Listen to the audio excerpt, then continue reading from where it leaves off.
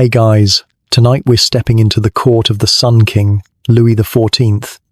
Imagine the glittering halls of Versailles, filled with ambitious nobles whispering behind silk fans. Now, imagine a dark, filthy Parisian alley where a fortune teller is mixing a potion of toad bones and bat's blood. Tonight we'll see how those two worlds collide in a scandal of poison, black magic and murder that threatens to bring down the most powerful throne in Europe. Spoiler alert, most of the people in this story don't get a happy ending. So, before you get comfortable, take a moment to like the video and subscribe, but only if you truly enjoy what I do here. And let me know in the comments where you're tuning in from and what time it is for you. It's always fascinating to see who's joining us from around the world. Now, dim the lights, maybe turn on a fan for that soft background hum, and let's ease into tonight's journey together. You think you know Paris, the city of light, the capital of reason, the glittering jewel of my king, Louis XIV. I assure you, you do not. You know the city we sold to the world, the one we polished for the history books. I knew the real Paris, the one that festered in the shadows, a city marinating in its own filth, superstition, and ambition. My name is Gabriel Nicolas de la Reynie, and I was the first Lieutenant General of Police for Paris. My job, handed down by the Sun King himself, was to bring order to the chaos, to drag the darkness into the light. What began as a routine murder investigation unraveled into something else entirely, a conspiracy of poison, magic, and treason that reached from the darkest alleyways of the city right into the king's own bed. This is the story they tried to burn, the secret history of the affair of the poisons. It all started, as these things so often do, with a woman. Not in the 1,670 seconds, when the bodies started piling up, but years earlier, in the grimy, hopeful chaos of the 1,660 seconds. To understand this story, you first have to understand my city. Paris, in those days, was two cities occupying the same space. The first was the city of the king, the one you've heard of. It was a glittering world of gilded carriages clattering over cobblestones, of aristocratic ladies smelling of expensive perfume, of poetry and philosophy spilling from brightly lit salons. It was the Paris of reason, the capital of civilization, the shining sun of Europe. The other city was the one I had to police. It was a place of deep, perpetual shadow, where the narrow streets were clogged with mud, refuse, and the desperate poor. The air was a thick, gagging stew of raw sewage from the gutters, choking coal smoke from the chimneys, and the sweet, cloying smell of death from the overcrowded cemeteries. In this Paris, reason was a luxury no one could afford. Here, people didn't trust philosophers. They trusted fortune tellers. They didn't pray to God for a cure. They bought amulets from hedge witches and blamed their sickness on a neighbor's evil eye. This was the city that powered the glorious machine of the first, a dark, superstitious, and deeply rotten foundation upon which the glittering myth of our great nation was built. The two cities pretended not to see each other, but they were inextricably linked, and the woman who would build a bridge of poison between them was born in the heart of the second. Her name was Catherine Voisin. Before the world knew her as the infamous sorceress Voisin, she was just a girl from the gutter, sharp, hungry, and observant. While other children were learning their catechism, Catherine was learning a far more practical and useful skill: how to read people. She grew up in a world of whispers and desperation, a world where a single misstep could lead to starvation or a freezing death in an alley. Survival in that environment required a kind of hyper-vigilance. You had to know instantly who was a threat, who was a mark, who was lying, and who was telling a convenient version of the truth. While the nobles at court were studying the art of the veiled insult, Catherine was mastering the art of the unveiled soul. They said she had the divine eye. A gift from God, the local gossips whispered, as she began to build a small, strange reputation.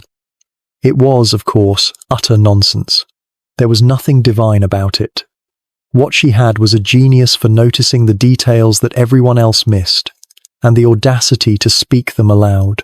She was a profiler, a human lie detector, a master of applied psychology decades before any of those terms existed. She didn't see the future in a crystal ball. She saw it in the fraying cuffs of a merchant's coat, the tremble in a young wife's hand, or the flicker of fear in a soldier's eyes. She listened not just to what people said, but to the vast, screaming silence of what they left unsaid. I heard the stories years later, when I was building my case. Little anecdotes, dismissed as local folklore, that painted a picture of her methods. There was the baker's wife, for example, who came to Catherine, convinced her husband was hiding money from her. Young Catherine, barely a teenager, took the woman's hand, looked at her palm for a show, and then declared that the problem wasn't money, but another woman, a noble woman, with a penchant for fine bread. The baker's wife was stunned by the accuracy. How could she have known? It was simple, of course. Catherine had seen the local baker making a discreet delivery to the back door of a minor baroness's residence, and had also noticed a dusting of fine, expensive flour on the baroness's coachman's cloak a few days prior. She didn't need spirits to tell her what was happening. She just needed to pay attention. On another occasion, a once proud silk merchant came to her, his business failing, desperate to know if his luck would turn. He still wore the fine clothes of his station, but Catherine's divine eye saw the truth. She saw the subtle mending on his collar, the worn-down heels of his shoes, the way he avoided looking the butcher in the eye when he passed him on the street, a clear sign of unpaid debts. She saw the desperation behind his proud facade. She told him that the stars showed a period of great financial trial, but that a prudent retreat from his current ventures would preserve his honor. It was vague, practical advice, but coming from a girl who seemed to be peering into his very soul, it felt like prophecy. He sold his business, paid his debts, and avoided a humiliating public bankruptcy, forever convinced that the Montespan girl had saved him with her magical foresight. With each successful prediction, her legend grew.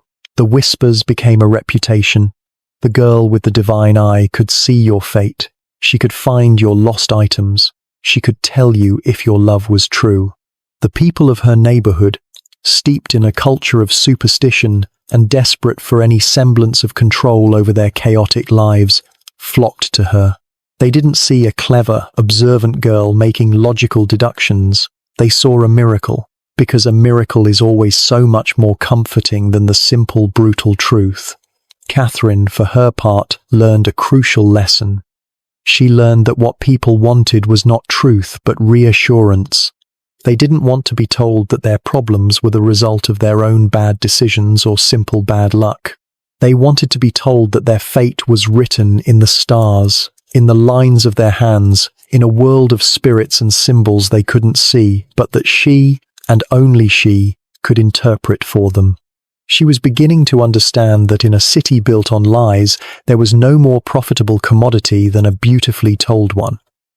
She was not yet a poisoner, not yet a criminal mastermind, but the foundation was being laid.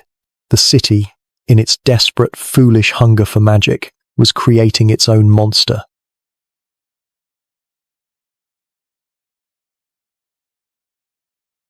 By the time Catherine Montespan reached her 20s, the divine eye was no longer a childhood curiosity. It was a potential career path. Her marriage to a jeweler, Antoine Montespan, had proven to be a spectacular disappointment. The man had a talent for spending money, but very little for earning it. While he was off frittering away their meager income on fine clothes and bad company, Catherine was at home with a growing sense of financial panic. Magic is a fine hobby, but it does not pay the bills. Desperation, however, is the mother of all business ventures, and Catherine, facing the prospect of genteel poverty, decided it was time to turn her unique and morally flexible skill set into a professional enterprise. She didn't open a grand salon, of course. She was not yet the infamous Voisin. Her first office was the back room of her small, cramped house on the Pont Marie, but she had an innate understanding of branding. She knew that in the business of superstition, atmosphere is everything. The room was kept perpetually dark, the windows covered with heavy drapes to block out the harsh, unforgiving light of reason. A single candle would flicker on a table, casting long, dramatic shadows. She acquired a human skull from a medical student in exchange for a favorable and entirely fabricated prophecy about his upcoming exams, and placed it on the table for that perfect touch of macabre authority. The air was always thick with the smoke of some strange, exotic incense she burned, a smell that was part exotic, part nauseating, and entirely unforgettable. It was all a carefully constructed stage, and she was the star performer. Her next step was to professionalize her knowledge. She wasn't just relying on raw talent anymore. She was studying. She acquired a collection of what the church would call forbidden books, cheap, illicitly printed pamphlets and grimoires on the so-called dark arts. To a man like me, these books were not manuals for summoning demons. They were textbooks for con artists, encyclopedias of human gullibility. She wasn't studying sorcery.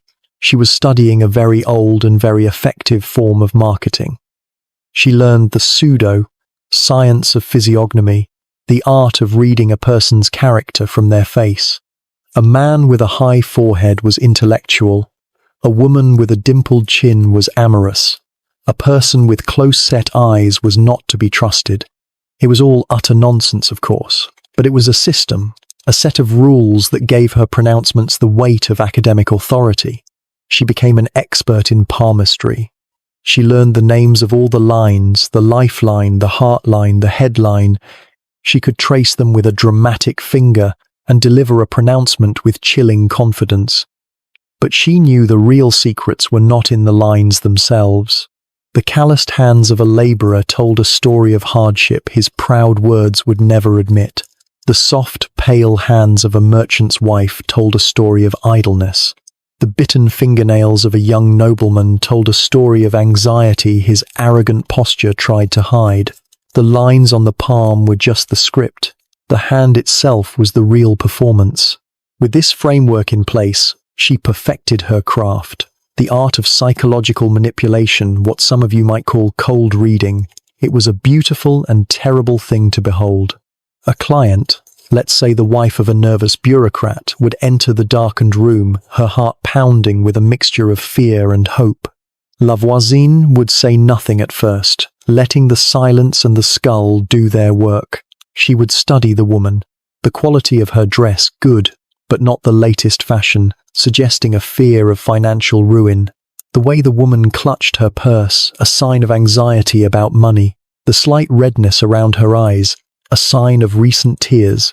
La Voisin would begin, her voice a low, hypnotic murmur. "I see a shadow over your house," she might say. "A brilliant opening. Whose house doesn't have a shadow over it?" The woman would nod, her eyes wide. "It is a matter of finance. A great worry, another safe bet." In Paris, everyone worried about money. Your husband, La Voisin, would continue, watching the woman's face intently. "He is a good man, a loyal man." Here she would pause. If the woman's expression relaxed, La Voisin knew the husband was not the problem. If she tensed, if her eyes flickered, the trail was hot. But there is another man, someone in his office, who does not have his best interests at heart. A man with a dark beard. The detail was a gamble, but a calculated one. Half the men in Paris had dark beards. The client would gasp. She knew exactly who La Voisin meant. From there, the dam would break. The woman would pour out all her fears, her suspicions, her secrets, all while believing it was La Voisin who was telling her the story. La Voisin was a human search engine for the soul, typing in vague queries and using her client's own emotional reactions to refine the results into a perfect, personalized prophecy. She would conclude the session with some vague but comforting advice. Perhaps sell the woman a useless but expensive amulet to ward off envy and send her on her way. The woman would leave, feeling seen, understood, and utterly convinced she had been in the presence of a true mystic. She had not, of course. She had just been in the presence of a genius. The performance was everything. She cultivated an air of mystery, of power. She would sometimes speak in strange, invented languages, or fall into a fake trance, her eyes rolling back in her head as she delivered a particularly dramatic prediction. It was theatre of the highest and most cynical order, and it worked. Her fame, fueled by the breathless, exaggerated stories of her satisfied customers, spread through the city's gossip networks, the 17th century version of going viral. A simple, lucky guess about a lost brooch would, by the time the story crossed the river, become a full-blown vision where La Voisin conversed with the ghost of the owner's grandmother. She was no longer just Catherine Montvoisin, the jeweller's wife. She was La Voisin, the fortune-teller of Paris, a woman who held the city's secrets in the palm of her hand. Her little back room had become the unofficial confessional for a city sick with superstition, and she was ready to hear every last one of its sins.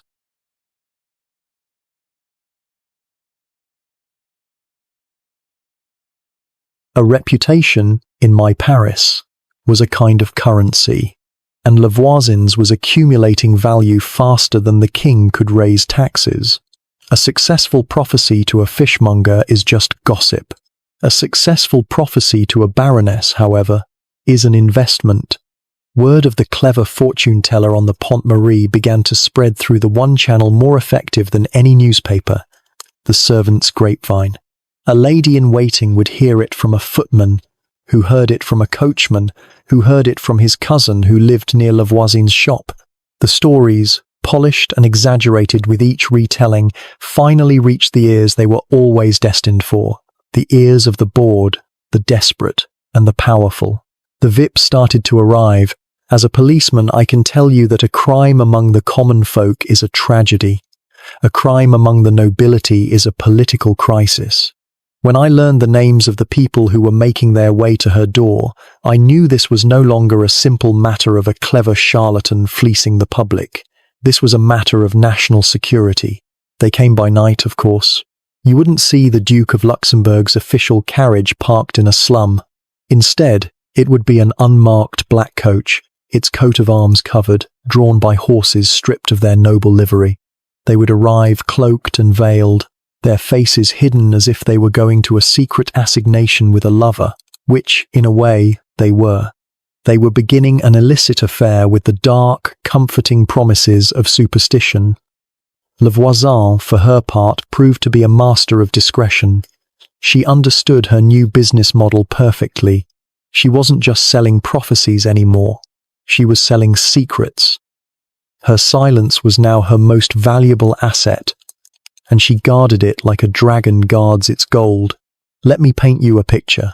Imagine François-Henri de Montmorency-Bouteville, the Duke of Luxembourg, a man known to all of France as a brilliant, almost supernatural military strategist. He was also famously ugly, a hunchbacked little man with a face that looked like a dropped pie.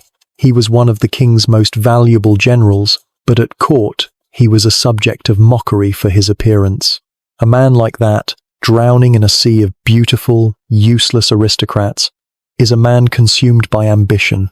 He doesn't visit a fortune-teller to ask about love. He visits to ask about power.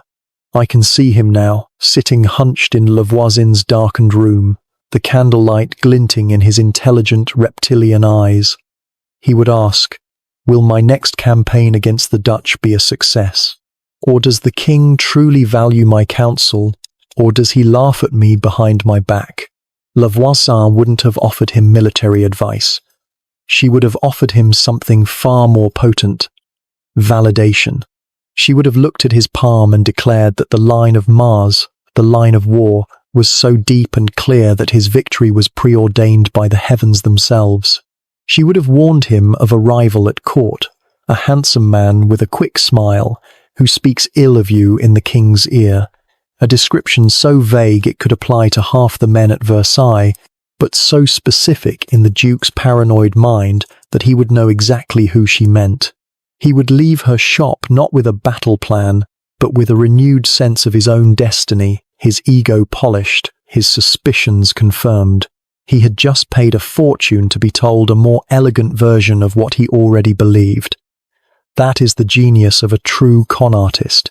Or consider another of her VIP clients, Countess Olympia Mancini, an Italian, one of the famous nieces of the late Cardinal Mazarin, and, most importantly, a former lover of the king. By the time she was visiting La Voisin, her place in the king's bed had long since been taken by others. She was a woman clinging to the fading embers of her influence, her heart a cold, hard knot of resentment and ambition. A woman like that doesn't come to a fortune teller for comfort. She comes for weapons. The Countess would not have asked if she would find love again. She would have asked how to make her rivals suffer. "Tell me of the future of the king's new favourite," she would hiss, her fan fluttering like a nervous bat. "Will her beauty last? Will her child be healthy?" These were not questions, they were curses waiting to be spoken. And this, I believe, is where La Voisin made the pivotal shift in her business model. She realized that for clients this powerful and this desperate, simply predicting the future was no longer enough. The real money was in changing it. She could no longer just be a passive observer of fate. She needed to become an active agent. In response to the Countess's venomous questions, she would have lowered her voice, leaned in, and whispered, "The stars are one thing, my lady, but what a person does can sometimes alter their course. There are other arts, powders that can sour affection, filters that can attract a wandering eye." She was no longer just a fortune teller, she had become a fixer. With every veiled carriage that arrived at her door, her influence grew. Her back room, with its skull and its strange smells, became the unofficial confessional of the French aristocracy. She learned who was in debt, who was having an affair, who was secretly plotting against whom. She became a broker of secrets, a living, breathing ledger of the court's hypocrisies and sins. In my own work, I was building an official network of spies and informants to bring order to Paris. La Voisin, in her own way, was building its dark twin, an intelligence agency powered by superstition and fueled by the inexhaustible desperation of the rich and powerful. She was no longer just a clever girl from the slums. She had made herself indispensable. She had made herself dangerous. And she was about to meet the one client who would elevate her from a simple criminal into a legend.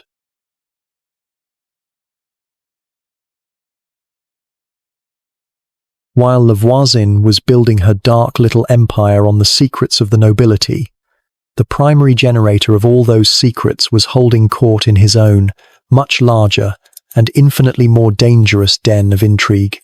To understand the madness that was about to be unleashed, you must leave the filthy alleys of Paris behind and travel a few miles down the road to a place of impossible, almost offensive glamour, the Palace of Versailles. Do not be fooled by the gold leaf and the acres of manicured gardens. Versailles was not a home. It was a prison. It was the most beautiful, luxurious, and effective prison ever conceived. My king, Louis XIV, had built this gilded cage for one reason: to domesticate the French nobility.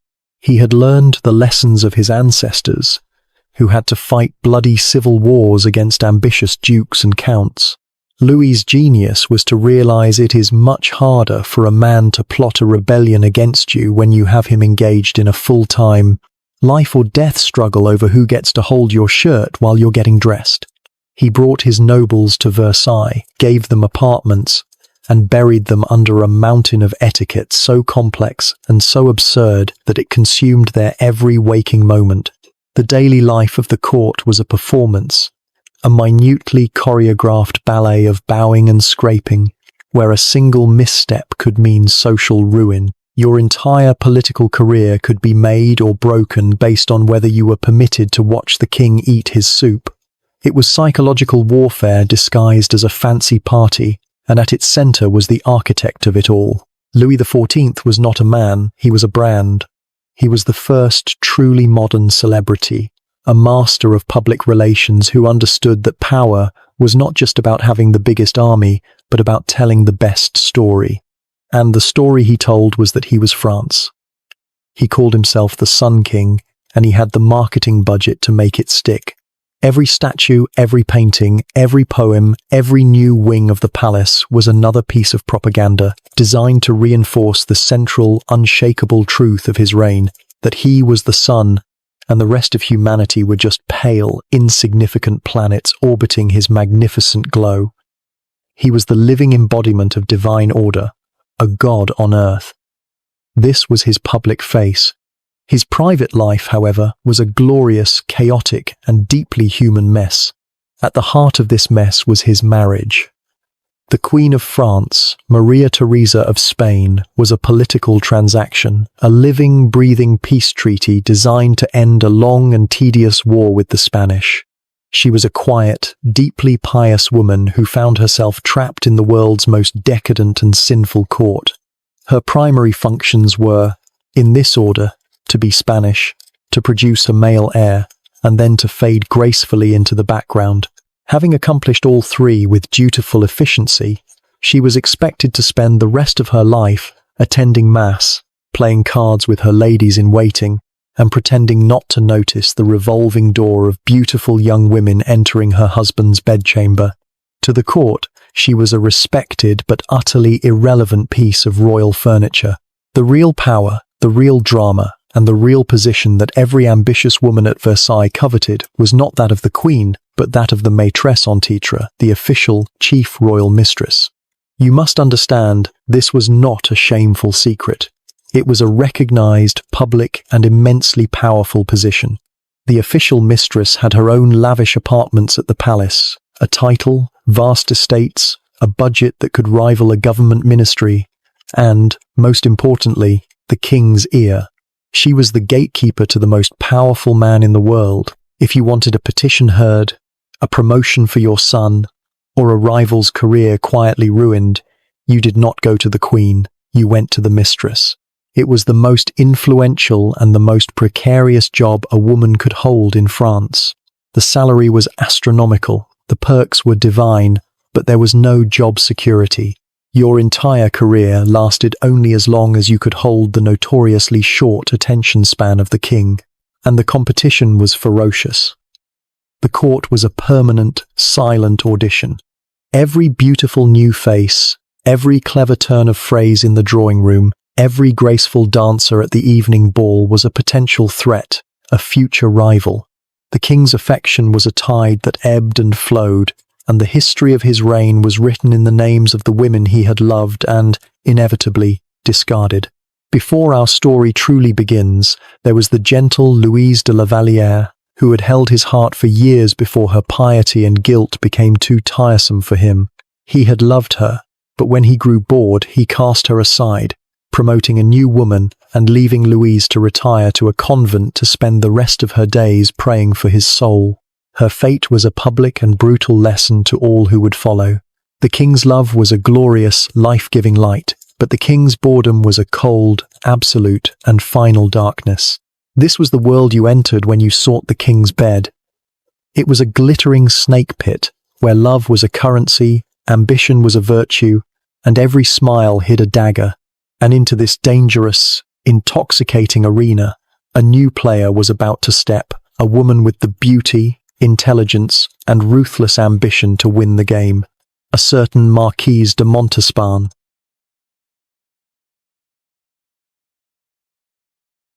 The court of the Sun King, as I've said, was a battlefield. A beautiful, perfumed, and exquisitely polite battlefield, but a battlefield nonetheless. And into this glittering arena, where fortunes were won and lost on the battlefield of a single royal glance, walked the most formidable challenger the court had seen in a generation. Her name was Françoise Athénaïs de Rochechouart de Mortemart, the Marquise de Montespan, and she had come to win. Even in a place crowded with the most beautiful women in Europe, her beauty was a weapon. She was radiant, with the kind of luminous skin and brilliant blue eyes that poets exhausted their vocabularies trying to describe. But her true power, her most dangerous asset, was her mind. She possessed what all of France knew as the Mortemart wit, a breathtakingly sharp, quick, and often cruel intelligence that could dismantle a rival's reputation with a single perfectly aimed comment. She was brilliant, She was ambitious, and she was, by all accounts, severe. She did not suffer fools, and at Versailles, fools were in abundant supply. She carried herself with the unshakable confidence of a woman who knew she was intellectually and genetically superior to almost everyone in the room. In my line of work, you learn to recognize true predators. And Madame de Montespan, for all her grace and beauty, was a magnificent serpent in a garden of well-dressed sheep. She arrived at court with a singular goal: to capture the king, not just for a night or a season, but to achieve the ultimate prize for a woman of her station, the official title of royal mistress.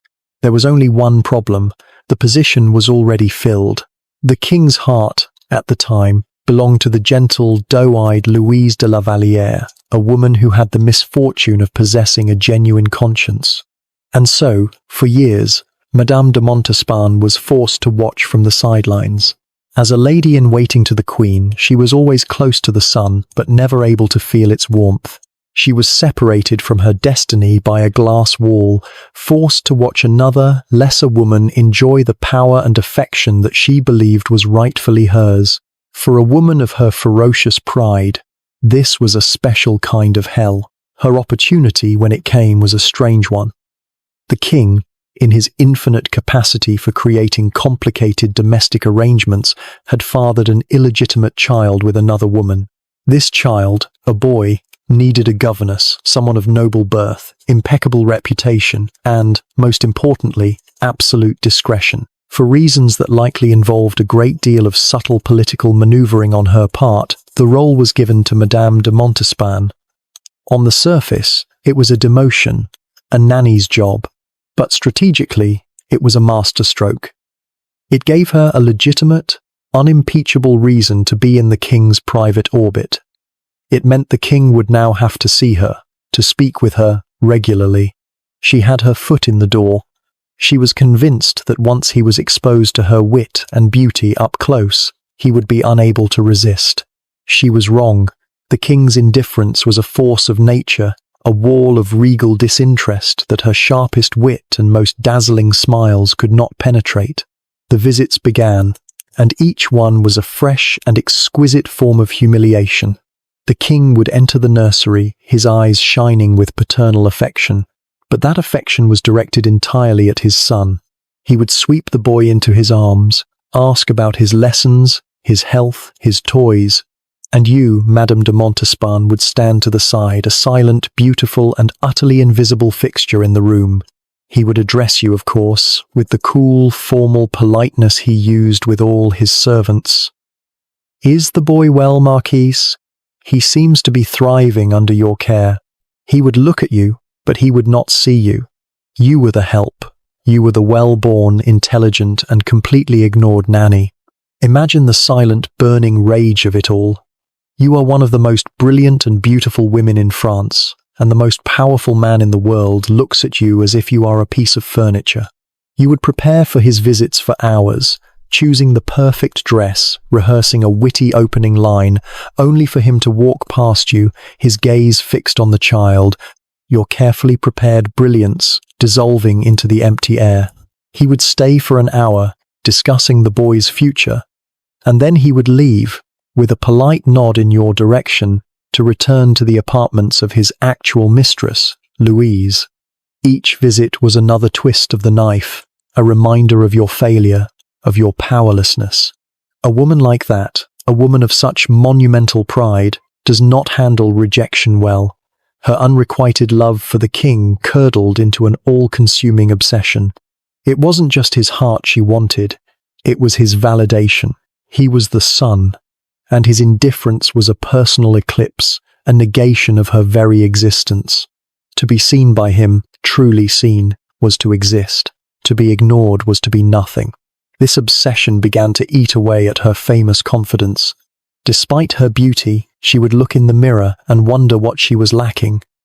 Despite her wit, she would replay her conversations with him, agonizing over every word.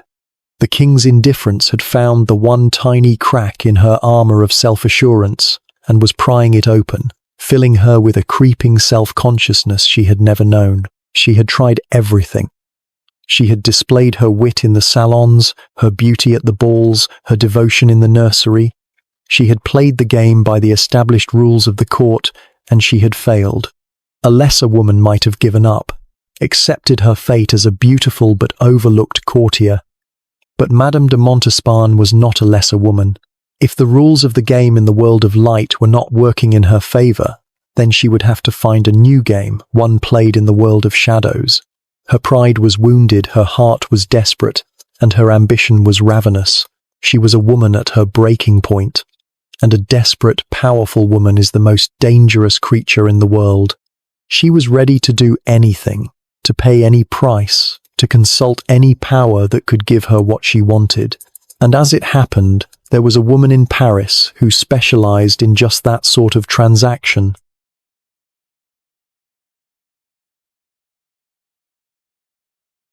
Every person, no matter how proud or powerful, has a breaking point. For Françoise Athénaïs, the Marquise de Montespan, that point arrived on a Tuesday evening during a dreary court concert. The king was there, seated on his gilded chair, looking magnificent and profoundly bored. His official mistress, the perpetually anxious Louise de la Vallière, sat near him, looking pale and adoring. And you, Madame de Montespan, stood among the other ladies in waiting, a beautiful, intelligent, and completely invisible statue. At one point, during a particularly tedious piece for the lute, the king leaned over and whispered something in Mademoiselle de la Vallière's ear. She blushed, a soft, girlish pink, and he smiled. It was not the grand, public smile he used for his subjects. It was a small, private, genuinely affectionate smile. And that was it. That small, throwaway moment of intimacy was a dagger to your heart. It was a public declaration that you, with all your wit and beauty, were nothing, and this mousy, unremarkable woman was everything. The humiliation was a physical force, a hot wave of shame and rage that threatened to suffocate you. You had played by the rules of Versailles, and you had lost. That night, as you lay in your cold, lonely bed, you made a decision. If the game of light had failed you, you would learn to play the game of shadows. The idea came, as such dangerous ideas often do, in a whisper. You were lamenting your situation to your most trusted lady's maid, a clever girl with family in the city. You spoke of your despair, of the king's indifference, of the hopelessness of it all. The maid, seeing your genuine agony, hesitated, then leaned in close. She spoke of a woman in Paris, a fortune-teller named Voisin, who possessed, she said, uncommon gifts. A woman who didn't just predict fates, but could influence them. She was, the maid whispered, a woman who sold solutions. To a rational mind it was the talk of an ignorant peasant, but to a desperate heart it sounded like a prayer being answered. This was the first thread pulled, the one that would eventually unravel the entire, glittering tapestry of the court. The journey was a descent into another world. For a woman of your standing, travelling from the celestial perfection of Versailles into the guts of Paris was like an angel volunteering for a tour of hell. The plan required the precision of a military operation. You feigned a headache, excusing yourself from the evening's festivities. You dismissed your maids, claiming you needed to rest. Then, under the cloak of dusk, you slipped out of your lavish apartments, dressed not in silk and jewels, but in the plain, dark dress of a common merchant's wife, your face hidden behind a thick, suffocating veil. An unmarked carriage, arranged by your loyal maid, was waiting for you in a service courtyard. You climbed inside, your heart pounding a frantic rhythm against your ribs. As the carriage rumbled away from the manicured lawns and perfectly symmetrical gardens of Versailles, you felt a thrill of terror and liberation. You were crossing a line, leaving the world of rules and etiquette behind. The carriage plunged into the real France. The smooth, pleasant roads of the palace grounds gave way to the rutted, muddy tracks leading to the city. The air, once perfumed by 1,000 roses, grew thick and heavy, saturated with the smells of wood smoke, unwashed bodies, and the ever-present, gut-wrenching stench of the Parisian gutters. Through the small window, you saw a world you only knew from reports and gossip. A world of leaning, decrepit buildings, of taverns spilling drunken laughter and violence into the streets, of gaunt, shadowy figures who stared at your carriage with hungry eyes. You, who could silence a duke with a single witty retort, were now an anonymous, vulnerable woman in a city that would swallow you whole without a second thought. You were disgusted, you were terrified, and you had never felt more alive. The carriage stopped, not in front of a house, but at the mouth of a narrow, lightless alley. "This is it, my lady," the driver whispered, his voice tight with fear. "Down there. I will wait." You stepped out, your fine shoes sinking into the foul-smelling mud. This was it, the final descent. The alley was a canyon of filth, wedged between two leaning tenement buildings. The darkness was almost absolute, broken only by a single, flickering lantern at the far end, marking your destination. You clutched your purse, your knuckles white, and forced yourself to walk. The short distance felt like a mile. You could feel eyes on you from the darkened doorways, hear whispers and a low chuckle from a nearby window. For the first time in your life, you were utterly without power, a trespasser in the kingdom of the poor and the desperate. You reached the door and knocked. It opened a crack, and a pair of suspicious eyes peered out before swinging open. You stepped inside, and the door closed behind you, shutting out the world. You were in her sanctum. The room was dark, smoky, and smelled of strange, sweet incense and something else, something acrid and chemical. A single candle burned on a table, illuminating the grinning face of a human skull, and sitting behind the table, a faint, knowing smile on her face, was La Voisin. She was not what you expected. She was not a withered old crone. She was a woman in the prime of her life, with intelligent, watchful eyes that seemed to see right through your veil, right through your expensive but plain disguise, and into the very heart of your ambition. In this room, you were not the powerful Marquise de Montespan. She was not the low-born fortune-teller La Voisin. You were just another desperate client.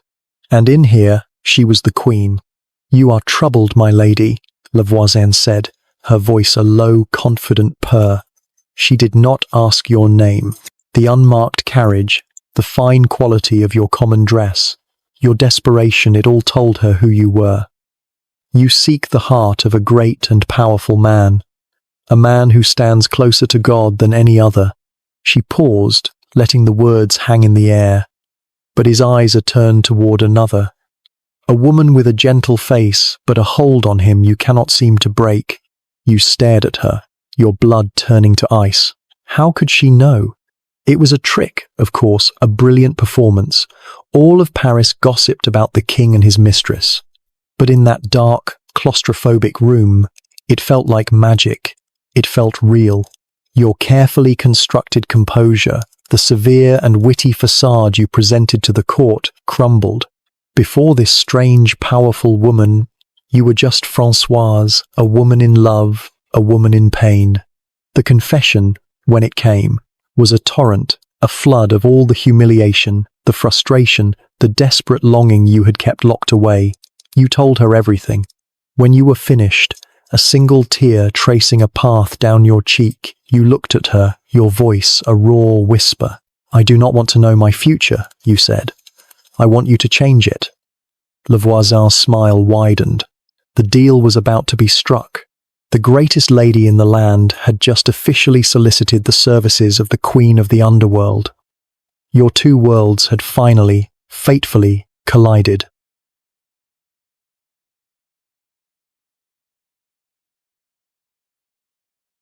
Madame de Montespan's desperate plea hung in the smoky air of that back room, the most valuable sentence La Voisin had ever heard. "I want you to change it." At that moment, the power dynamic in the room, in the city, and in the entire kingdom of France shifted. I have interrogated countless criminals in my career, and I know the look. It is the look a predator gets when the prey, exhausted from running, simply gives up and offers its throat. La Voisin's eyes would have lit up, not with mystical insight, but with the beautiful, unmistakable glow of a merchant who has just landed the wealthiest and most desperate client of her life. The deal was struck not with a handshake, but with a silent, predatory smile. The price would be astronomical, but for the chance to win the Sun King, Madame de Montespan was prepared to burn a hole in the royal treasury. Prophecies are for the passive. My Lady la Voisin would have purred, her voice dropping to a conspiratorial whisper. For those with true ambition, we must consult a more proactive art. She then led the Marquise from the main consultation room with its theatrical skull and cards into an even darker, more chaotic space at the back of the house. This was her workshop, her laboratory, her stage set for the performance of alchemy.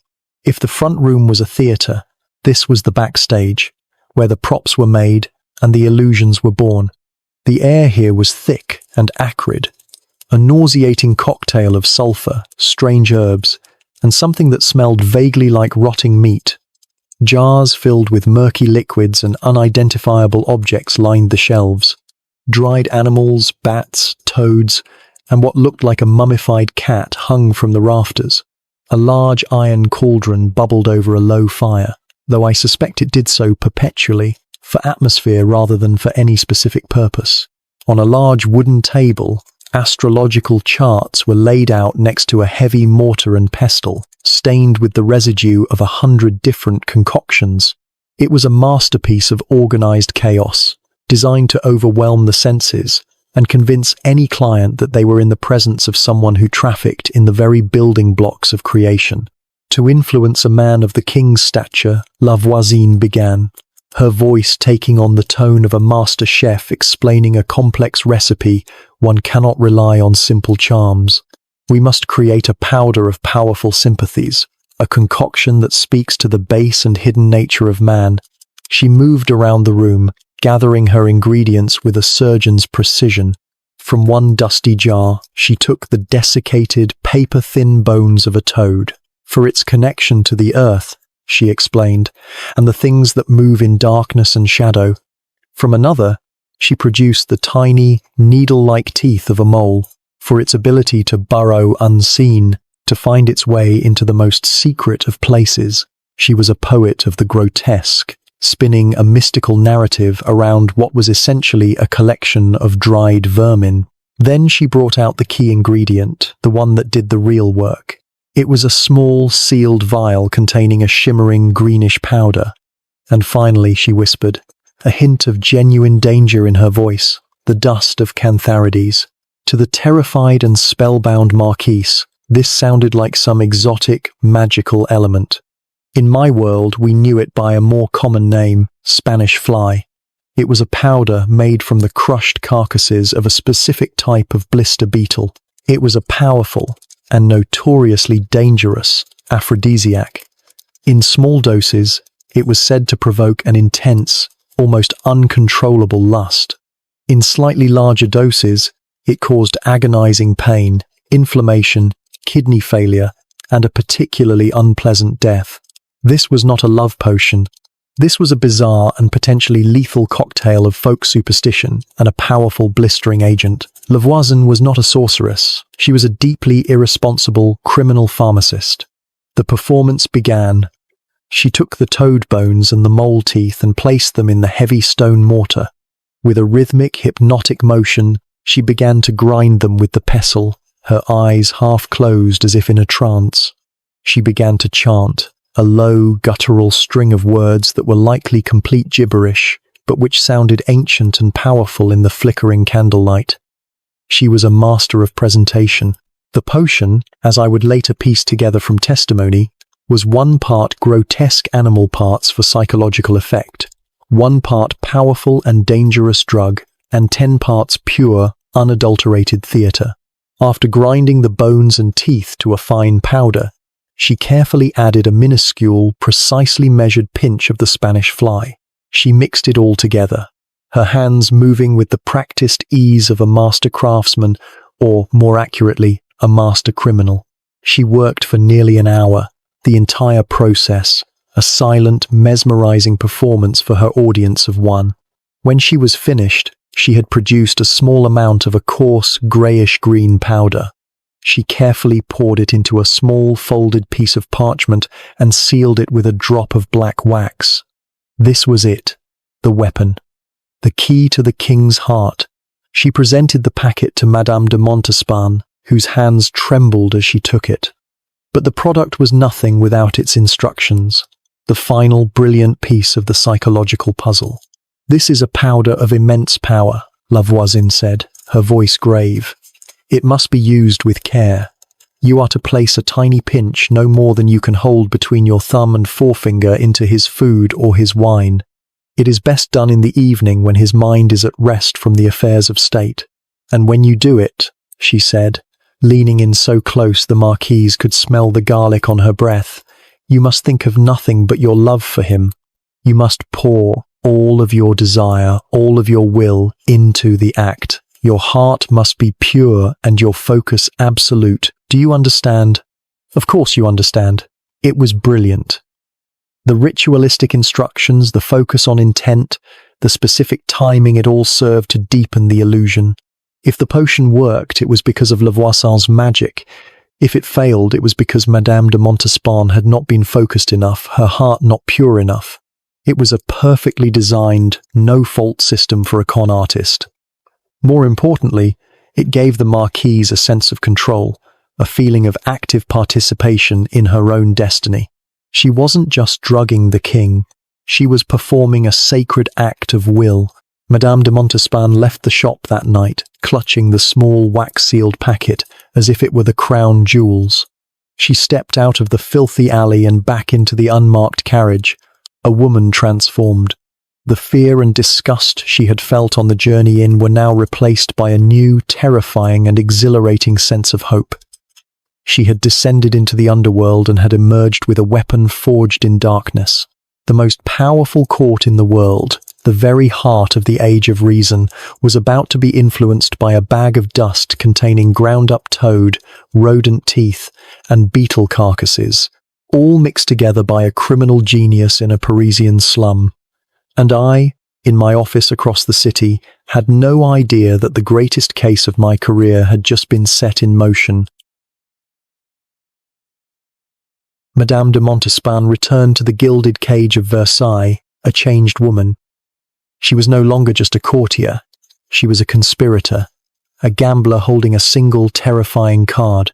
The small wax-sealed packet of greyish-green powder felt like a burning coal in her possession. It was her secret weapon, her declaration of war against the indifference of a king. For days, she waited, a predator stalking her prey, her nerves stretched to a breaking point. Every time the king entered the nursery to visit his son, her heart would hammer against her ribs. The opportunity had to be perfect. There could be no witnesses, no suspicious glances. The moment finally came on a quiet afternoon. The king was in a relaxed mood, playing with his son on the floor. He called for a glass of wine. As you, Madame de Montespan, turned to pour it from the decanter, your back was to him. This was it. Your hands trembled so violently you were sure the clinking of the glass would betray you. With a furtive, practiced motion, you opened the packet.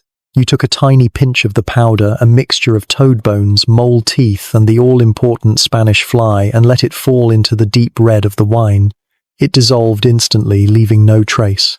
You were not a sorceress casting a spell in that moment. You were a criminal, seasoning your monarch's drink with a compound of powerful drugs and ground-up filth, hoping to trigger a chemical reaction that you could pass off as a miracle. You turned, your face a perfect mask of serene composure, and handed the glass to the king. He took it, drank it down without a second thought, and continued to play with his son. And then, to your astonishment, it worked. Now, let me be clear. I am a man of the law, a man of reason. It was not magic that captured the king. It was a perfectly executed conspiracy of chemistry, psychology, and opportunity. First, the potion itself. The Spanish fly, the cantharides, would have had a very real, very physical effect. It is a powerful irritant and aphrodisiac. As the drug entered his system, the king would have felt a strange heat, a restlessness, a heightening of his physical senses and desires. He, a man who believed himself to be the master of his own universe, would have been baffled by this sudden, inexplicable surge of passion. And who was the only other person in the room? The beautiful, intelligent governess he had ignored for years. His mind, struggling to explain this strange new feeling, would have simply attached it to her. It was not love. It was a misattributed symptom. Second, and perhaps more importantly, was the effect the potion had on you. The act of administering it, of taking your fate into your own hands, had transformed you. The desperate, pleading woman who had been desperate for the king's attention was gone. In her place was a woman who believed she wielded a secret supernatural power. Your posture changed. The self-consciousness that had plagued you vanished, replaced by a bold, magnetic, almost predatory confidence. When the king's gaze, sharpened by the effects of the drug, finally fell upon you, he did not see the invisible nanny.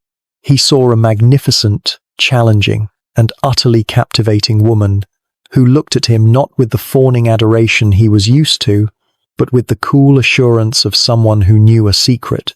And finally, the potion simply opened a door that your own natural talents were waiting to rush through. Your brilliant, cutting wit, which had previously seemed too severe, now struck him as exhilarating. Your stunning beauty, which he had previously overlooked, now seemed radiant. The drug provided the spark, your newfound confidence fanned the flame, and your own formidable intellect provided the fuel. It was a perfect storm, and the king was caught in the center of it. He became, in a word, obsessed. He looked at you as if for the first time, and he could not look away. The change was brutally swift. The court was left reeling, scrambling to understand this sudden tectonic shift in the landscape of royal affection.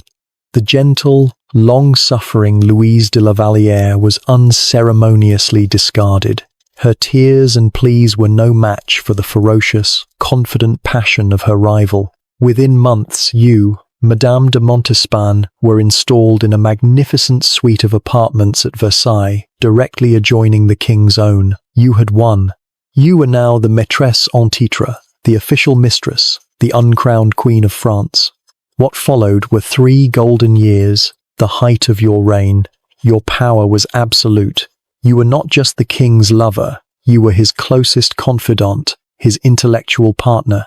Your salon became the true center of the court, a place where art, literature, and political fortunes were made and broken. A witty remark from you could secure a duke's promotion. A cold glance could ruin a count. You dispensed patronage and destroyed enemies with equal flair. You lavished a fortune on art, jewels, and gardens, turning your apartments into a spectacle of opulence that rivaled the king's own. During this time, you bore him a string of children, who were secretly raised and later legitimized, cementing your position not just as his lover, but as the mother of a new royal dynasty. Your reign was passionate, brilliant, and famously stormy.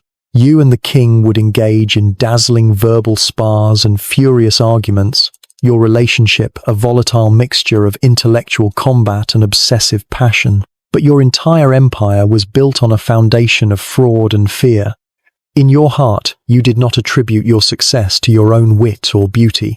You attributed it all to that first, miraculous dose of greyish-green powder. The magic had worked, and you were now its addict. You lived in constant, gnawing terror that the spell might fade. What if his passion cooled? What if a younger, more beautiful woman caught his eye? And so, the secret trips to Paris continued. They became a regular, necessary ritual. You became Le Voisin's most important and most frequent client, returning again and again for reinforcements, for new batches of powders to top up the spell. You would continue to secretly season the king's wine and food. Your entire relationship, a carefully managed chemical dependency. You were the most powerful woman in France, a queen in all but name, envied by the entire world. But you were also a hostage, forever bound to the dark rituals of a criminal witch in a Parisian slum, your glorious reign entirely dependent on her continued supply of ground-up toads and beetle carcasses.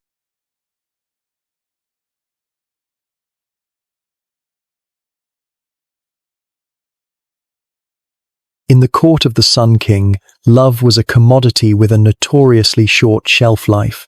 It burned with the intensity of a supernova, dazzling the world, and then, just as quickly, it collapsed into a cold, dark void. My king's passion, like all great fires, required a constant and ever-changing supply of new fuel. And after 3 glorious, brilliant and tumultuous years, Madame de Montespan, the uncrowned Queen of France, was no longer new. The spell, as she would have called it, was beginning to fade. It did not happen all at once. It was not a dramatic confrontation or a tearful farewell. It was a slow, creeping cooling, a death by 1,000 tiny cuts, each one visible only to a professional observer of the royal mood like Madame de Montespan. The first sign was his time. He began to visit her apartments less frequently, citing the pressing affairs of state, an excuse he had never found necessary during the height of his obsession. When he was with her, his famous attentiveness began to wander. His gaze would drift towards the window during her wittiest anecdotes. His passionate arguments, which she had always seen as proof of his engagement, were replaced by a polite, distant, and infinitely more terrifying coolness. He began to praise the beauty of a new, younger lady in waiting, a Mademoiselle de Fontanger with just a little too much enthusiasm. To an outsider, these were meaningless trifles. To Madame de Montespan, they were the tolling of a funeral bell. Now, a rational mind might see this as the natural, predictable course of a love affair, particularly one involving a monarch with the attention span of a hummingbird. A man like me might even posit a more scientific theory. After 3 years of being secretly seasoned with a cocktail of toxic aphrodisiacs and ground-up animals, the king's body was likely in a state of chronic illness. He was probably associating his constant, low-grade malaise, the headaches, the stomach pains with the person who was always there when he felt it, her. His body was trying to reject the poison, and it was doing so by rejecting her. But Madame de Montespan was not a rationalist. She was a true believer. Her entire empire, her power, her wealth, her very identity was built on the belief that she had captured the king through magic. So, when his love began to cool, she did not blame his fickle nature or the laws of biology. She blamed the potion. The magic was failing. A panic, cold and absolute, began to set in. The fall from such a height was a terrifying prospect. To go from being the radiant center of the universe to just another discarded mistress was a social death she could not bear. The crippling self-consciousness she had felt in her years as the invisible nanny came roaring back. She became obsessive. She spent more on her gowns, her jewels, her cosmetics, trying to recapture the beauty that had first snared him. She deployed her famous wit, but her jokes now sounded strained, her barbs tinged with a desperate, unattractive bitterness. She tried to reignite his jealousy, his passion, his anger, anything but this polite, soul-crushing indifference. Nothing worked. She was a magician who had forgotten her only trick, and she was performing to an audience that was already turning to leave. There was only one thing to do. She had to go back to the source. She had to see her dealer. Another secret, desperate night journey was arranged. This time, the trip from the glittering misery of Versailles to the dark, hopeful squalor of Paris was not one of hesitant curiosity, but of frantic, addict-like urgency. She was no longer a potential client exploring a strange new world. She was a desperate queen returning to the one person who understood the true dark foundation of her reign. She stormed into Voisin's back room not as a supplicant, but as a furious, terrified client whose prize product had stopped working. She explained the situation, her voice tight with a rage that barely concealed her panic. The king was distant, her rivals were circling. The powders were not strong enough. Voisin listened, her face a perfect mask of calm, professional concern. To a lesser con artist, this would be a moment of crisis, the moment the client realizes the magic isn't real. But Voisin was not a lesser con artist. She was a genius. And in Madame de Montespan's panic, she saw the greatest business opportunity of her life. This was the moment for the upsell. "My lady, Voisin said, her voice low and grave when the Marquise had finished her tirade. The powders were designed to win a heart. But to hold a heart, especially the heart of a king, against the envy and the plots of 1,000 rivals, that is a different matter entirely. She leaned in, her eyes glinting in the candlelight. This is not a simple cooling of affection. I feel a powerful counter-influence at work. Another woman, perhaps, who is using her own arts against you.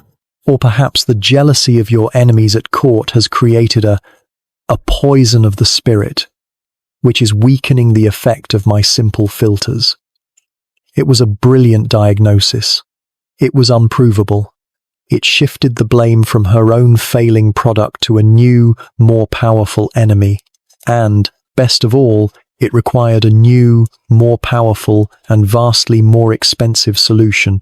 We have been fighting with powders and potions, Voisin declared, her voice rising with theatrical gravity. We have been fighting on the earthly plane, but the forces arrayed against you are now operating on a higher, darker level. To fight them, we must respond in kind. We can no longer simply ask for the king's love. We must command it. She paused, letting the weight of her words settle in the small, dark room. Simple powders are no longer enough. To restore your luck, to bind him to you in a way that no rival can ever break, we must perform a more powerful and binding ritual. We must make a direct appeal to the powers that govern fate itself. Madame de Montespan, her mind reeling with fear and superstition, stared at her, completely ensnared. She had come here for a stronger dose of a familiar medicine, and was now being told she needed a radical, dangerous new surgery. She was terrified. But she was also a woman with no other options. Her own power had failed her. The power of the court had failed her. The only power she still believed in was the dark, strange power that emanated from this woman in this filthy, smoke-filled room. What must be done? The Marquise whispered, her voice barely audible. Voisin's faint smile returned. The client had just agreed to the upgrade. She was no longer just purchasing a product. She was about to become a willing participant in a ceremony so dark, so blasphemous, that it would bind her to Voisin forever.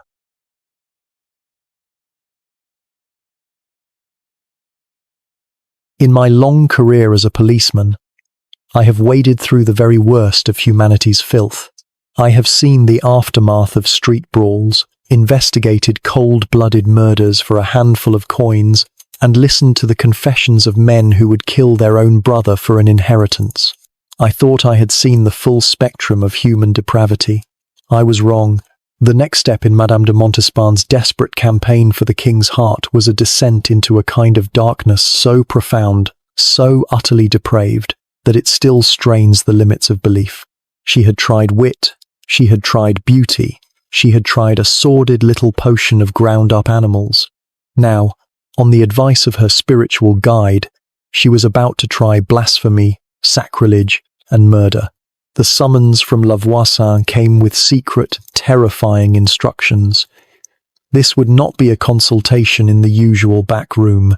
This was to be a private, after-hours affair at a different location, a run-down house on the outskirts of the city that Voisin kept for her most specialized services. When Madame de Montespan arrived, cloaked and veiled as always, she was not led into a room of mystical props, but down a narrow stone staircase into a damp, cold cellar. The air was frigid and smelled of cold earth, sulphur, and a metallic coppery tang that she could not yet identify.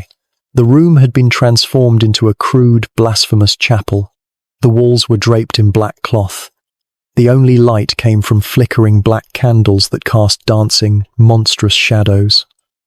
At the far end, where an altar should be, stood a simple stone table, and hanging on the wall above it was a crucifix, deliberately and provocatively hung upside down.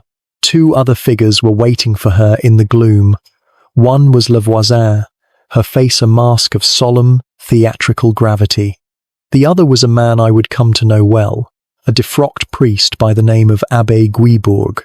He was a stooped, depraved old man with a face like a collapsed pastry and eyes that held a disturbing, lecherous gleam. He was the ultimate hypocrite, a man who had once pledged his soul to God and now rented it out for a fee to the highest bidder, performing perverted parodies of the sacred rites he had sworn to uphold. He was, in short, a spiritual mercenary, and business was good. Madame de Montespan was terrified. Any sane person would be. She was in a cold, dark cellar with a notorious sorceress and a corrupt priest, about to participate in a ceremony she knew to be a mortal sin. But her ambition was a disease that had eaten away all her fear, all her reason. She had come too far to turn back. Voisin explained her role in the evening's proceedings. The ritual required an altar of living flesh, a vessel to offer up the prayers to the dark powers. Madame de Montespan was to be that altar. She was instructed to disrobe and lie upon the cold stone table, and she did it. The most powerful woman in France, a woman accustomed to the finest silks and the softest linens, lay naked and shivering in a filthy cellar, her body offered up as a desperate sacrifice to her own obsession. The Black Mass began. It was a pathetic and grotesque parody of the Catholic Mass, every sacred prayer and gesture inverted to create a ceremony of pure blasphemy. The Abbé Guibourg, dressed in a chasuble embroidered with infernal symbols, began the liturgy. He recited the Lord's Prayer, but backwards. He chanted invocations, not to God and his saints, but to Asmodeus and Astaroth, the so-called princes of hell. In my investigations, I read the transcripts of these ceremonies. It was the pathetic, impotent rage of a spoiled child, screaming at a father who would not listen. They believed that if God would not grant their wishes, perhaps his opposite number would be more accommodating. They thought that by committing the ultimate sins, they could get the attention of the ultimate evil, like a disgruntled customer trying to summon a manager by smashing up the store. It was the spiritual equivalent of a temper tantrum, but with a body count. Upon Madame de Montespan's naked stomach, Guibourg placed an overturned chalice. He consecrated a black, triangular host, not with the name of Christ, but with the name of Satan. Then came the climax of the ritual, the final, unforgivable act that would seal their pact. Voisin brought forth a bundle of rags. From within she produced a newborn baby, an infant purchased or stolen from the desperate poverty of the city's slums. I will not dwell on the details. The records of my interrogations contain the full, sickening truth of what happened next. The child was held over the human altar, its throat was cut, and its blood was drained into the chalice resting on Madame de Montespan's body. As a policeman, my job is to be dispassionate. But here, I confess, my professional detachment fails me. The sheer, monumental folly of it is what still chills me to the bone. They believed, in their twisted, superstitious minds, that the blood of an innocent, offered up in a blasphemous rite, could somehow magically alter the affections of a middle-aged man a few miles away in his palace. They believed that this act of supreme evil would grant them their petty, selfish desires. It was not a display of power. It was a confession of absolute pathetic powerlessness. The ritual concluded. The baby's blood, mixed with other unholy ingredients in the chalice, was used to anoint Madame de Montespan. The Abbé Guibourg made a final, grand invocation, declaring that the pact was sealed, the great powers were appeased, and the king's heart was now bound to hers forever. A traumatized, blood-spattered Madame de Montespan was helped from the altar. She was given a new, even more potent powder to administer to the king, this one consecrated by the ceremony. She had paid the ultimate price, crossed a line from which there could be no return. She left that house of horrors and returned to Versailles, her soul irrevocably stained. She had what she came for: a promise, a renewed sense of hope, and a small packet of dust containing, among other things, the ashes of a murdered child. She had traded a baby's life for a chance at a king's continued affection. In my experience, the devil is a shrewd negotiator. He always delivers just enough of what you want to make you believe the bargain was worth it, but he never, ever gives a refund.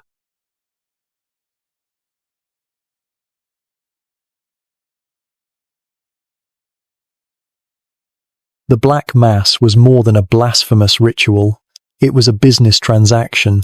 Madame de Montespan had made the single largest investment of her life, trading her soul and a significant portion of the king's treasury for a promise of continued power. For Voisin, this was the moment her small back-alley startup received its angel investor. The river of gold that now flowed from the king's mistress into her coffers was the capital she needed to stop being a simple practitioner of the dark arts and become a CEO. It was time to scale the business. As a policeman, I have a certain grudging respect for a well-run criminal organization, and what Voisin built in the years following that first Black Mass was a masterpiece of illicit enterprise. She was no longer just a fortune teller. She was a manager, a strategist, a dark queen presiding over a sprawling city-wide network of crime. She took the chaotic, disorganized world of Parisian superstition and consolidated it under her own brand. She created, in effect, a franchise for the damned. She understood that she couldn't handle every client herself. To grow, she needed to delegate. She needed contractors. And Paris was full of unemployed sorcerers, failed alchemists, and corrupt apothecaries, all looking for work. Her new business had several distinct departments. First, there were the sorcerers and hedge witches. These were the lower-tier mystics, the street-corner fortune-tellers and village curse-mongers. Voisin didn't crush them as competition. She recruited them. They became her sales funnel, her referral network. If a client came to them with a problem too big or a purse too heavy for a simple tarot reading, they would send them for a generous commission to the master herself. They were the gig economy of the occult, and Voisin was their undisputed platform holder. Next were the alchemists. These were men who preyed on the greed of the wealthy, promising to turn lead into gold through a series of elaborate, nonsensical, and very expensive chemical processes. Voisin didn't believe in their magic, but she believed in their client lists. She brought them into her network, offering them a space to perform their fraudulent demonstrations and a supply of exotic-looking ingredients. In return, she gained access to their wealthy, gullible patrons, a new market segment ripe for her own unique brand of services. And then there was the most important and most sinister department, the poisoners. As her clients' requests shifted from "tell me my future" to "change my future," and finally to "end someone else's future," she needed a reliable supply chain. She assembled a team of the most skilled and amoral chemists and apothecaries in the city, men who knew how to brew a love potion that was just a powerful drug, and men who knew how to create an inheritance powder, a tasteless, odorless poison that could mimic the symptoms of a natural illness. This was the dark heart of her new empire, the research and development department for murder. Her own house on the Pont Marie was transformed. It was no longer a simple shop. It was a headquarters, a bustling, multi-level hub of criminal activity. The ground floor remained the public-facing fortune-telling parlor, the respectable front for the entire operation. But the back rooms were now a warren of specialized offices. There was a laboratory, filled with bubbling retorts and smoking alembics, not for real alchemy, but for the theatrical performance of it.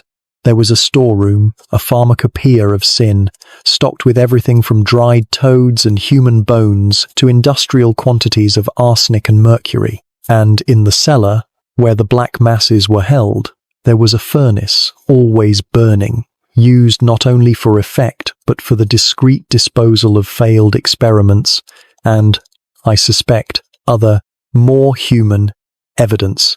Her own children, including her daughter Marguerite, were now full-time employees, acting as receptionists, assistants, and silent, terrified witnesses to the ever-escalating depravity.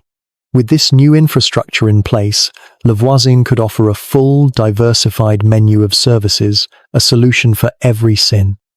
For a small fee, you could get a basic astrology chart or a good luck charm. This was the entry-level product.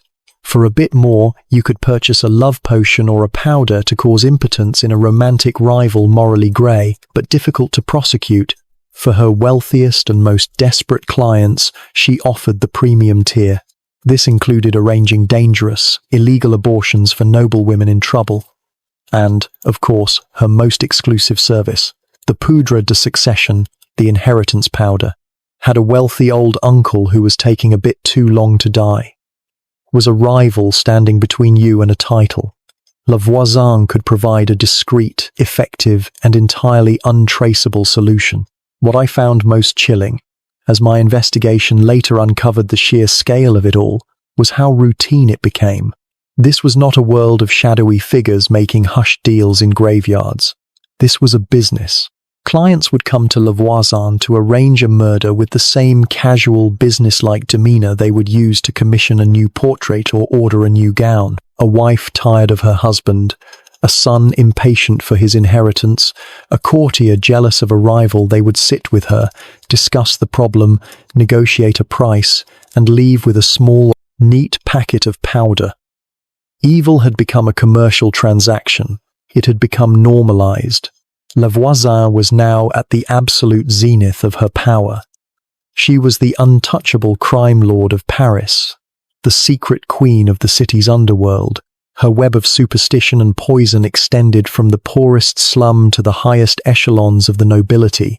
She had built an empire that was a dark, distorted mirror of the king's own court at Versailles, a world with its own hierarchy, its own rules, and its own terrible, absolute power.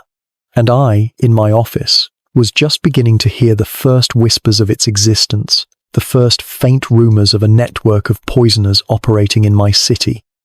I did not yet know its name or its scale, but I knew that such a parallel kingdom, a shadow government built on fear and murder, could not be allowed to stand.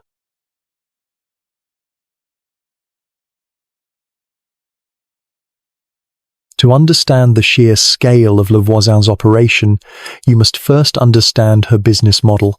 It was a work of criminal genius, a perfectly calibrated, tiered system designed to cater to every level of human desperation. She had created a ladder of depravity, with a bespoke service available for every sin, from simple vanity to cold-blooded murder. Her shop was not a simple den of iniquity. It was a highly organized department store for the damned, and she knew her clientele better than any merchant on the Pont Neuf. She understood that every client who walked through her door was looking for a solution, and her great innovation was to realize that the nature of the solution should depend entirely on the size of their purse and the blackness of their heart. Your journey into her world would begin with the entry-level package, a service for the merely anxious or vain. Let us imagine a young, insecure baroness, new to the court and terrified of her first wrinkles. She would arrive at Le Voisin's door, convinced her husband's eye was beginning to wander. For her, Le Voisin would provide the bronze package, hope and humbug. The session would begin with a standard fortune-telling, a masterful performance of cold reading where Le Voisin would praise the baroness's famous beauty, warn her of the jealous whispers of lesser women, and predict a future of continued adoration and social success. Having soothed the client's ego, the upsell would begin. She would produce a small, elegant vial of what she called l'eau de jeunesse, water of youth. It was a fragrant, milky liquid, which she claimed was distilled from rare orchids under a full moon. The price was, of course, astronomical. In reality, it was little more than rosewater and chalk, a completely harmless but utterly useless cosmetic. The Baroness would leave, her purse significantly lighter, but her heart full of renewed confidence. This was the high-volume, low-risk part of Le Voisin's business. It built her reputation, generated steady income, and, most importantly, it got new clients in the door. But what if your problem was more significant? What if you were, say, a wealthy merchant's son, desperately in love with an heiress whose family found your new money distasteful? For you, Le Voisin would offer the silver package, lust and sabotage. You would confess your troubles, and she would nod with a grave, understanding expression. Simple reassurance would not be enough. You needed an active solution. This is where the love potions came in. She would sell you a powder, much like the one she first gave to Madame de Montespan, explaining its powerful, magical properties. She would instruct you on how to administer it, wrapping the simple act of drugging someone in a cloak of mystical ritual. But she might also suggest a two-pronged approach. To attract her is one thing, she would whisper, but to remove your rival is another. She would then sell you a cursed amulet, perhaps a small lead token inscribed with demonic-looking symbols, which you were to hide in your rival's room. It would, she promised, cause him to suffer from a sudden loss of vigor and a string of embarrassing misfortunes. The amulet, of course, did nothing. The potion, however, with its dose of Spanish fly, might very well do something. At this tier, La Voisin was escalating from simple fraud to active, dangerous criminality. She was administering powerful drugs and encouraging acts of sabotage. The stakes were higher, the methods were darker, and the price was significantly steeper. Then there was the top tier, the final, most exclusive and most profitable service, reserved for her most desperate and least scrupulous customers. This was the gold package, the inheritance powder. Let's imagine a new client, the third son of an aging duke, a man with expensive tastes and no prospects, standing to inherit nothing as long as his two older, healthier brothers were still breathing. A man like that does not come to a fortune teller to ask if he will be rich one day. He comes to ask how he can become rich now. The language of the consultation would be a masterpiece of euphemism. He would not speak of murder. He would speak of his brother's lingering illnesses, of his desire to see them at peace with the Lord, of his need for a way to hasten God's will. La Voisin would understand perfectly. For a client like this, she would produce her most terrible product, the poudre de succession. This was not a single poison, but a bespoke creation, a carefully compounded mixture of arsenic, antimony, and other toxins, developed by her network of poisoners. Its genius was in its subtlety. It was designed to be administered slowly, over a period of weeks or months. A tiny pinch in a morning cup of coffee, a small dusting on a piece of meat, the effects would mimic a natural wasting illness. The victim would grow weak, suffer from digestive distress, lose their appetite, and slowly fade away. The family doctor, a man like your doctor, Finch, would diagnose it as consumption or a gastric fever, shake his head, and declare it to be God's will. It was the perfect crime, a murder that looked like a tragedy. La Voisin had turned assassination into a consumer product. The transaction would be cold and businesslike. A price would be negotiated, a delivery arranged. The young nobleman would walk out with enough poison to clear his path to a dukedom, leaving La Voisin with a fortune that would fund her entire operation for a year. This was her true genius.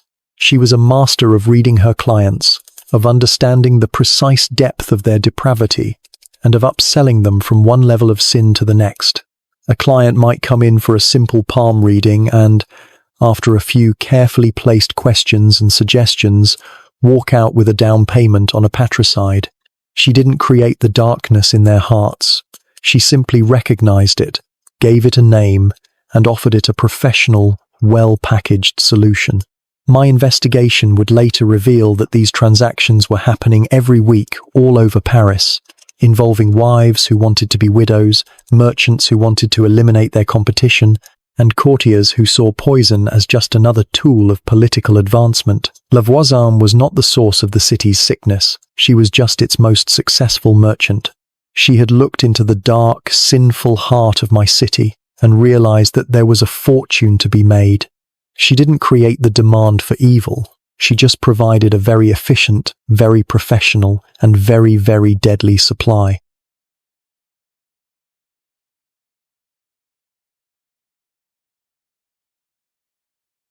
The devil, it turns out, is a poor investment. Despite the blood, the blasphemy, and the exorbitant fees, the dark powers Madame de Montespan had contracted failed to deliver. The Black Mass had not, in fact, magically rebound the king's heart to her. For a short while, perhaps, his attention returned, a final flicker of a dying fire. But the great obsessive passion of the previous years was gone, replaced by a polite, familiar, and deeply unsatisfying affection. The truth, as any rational man could see, was that the king was simply growing bored.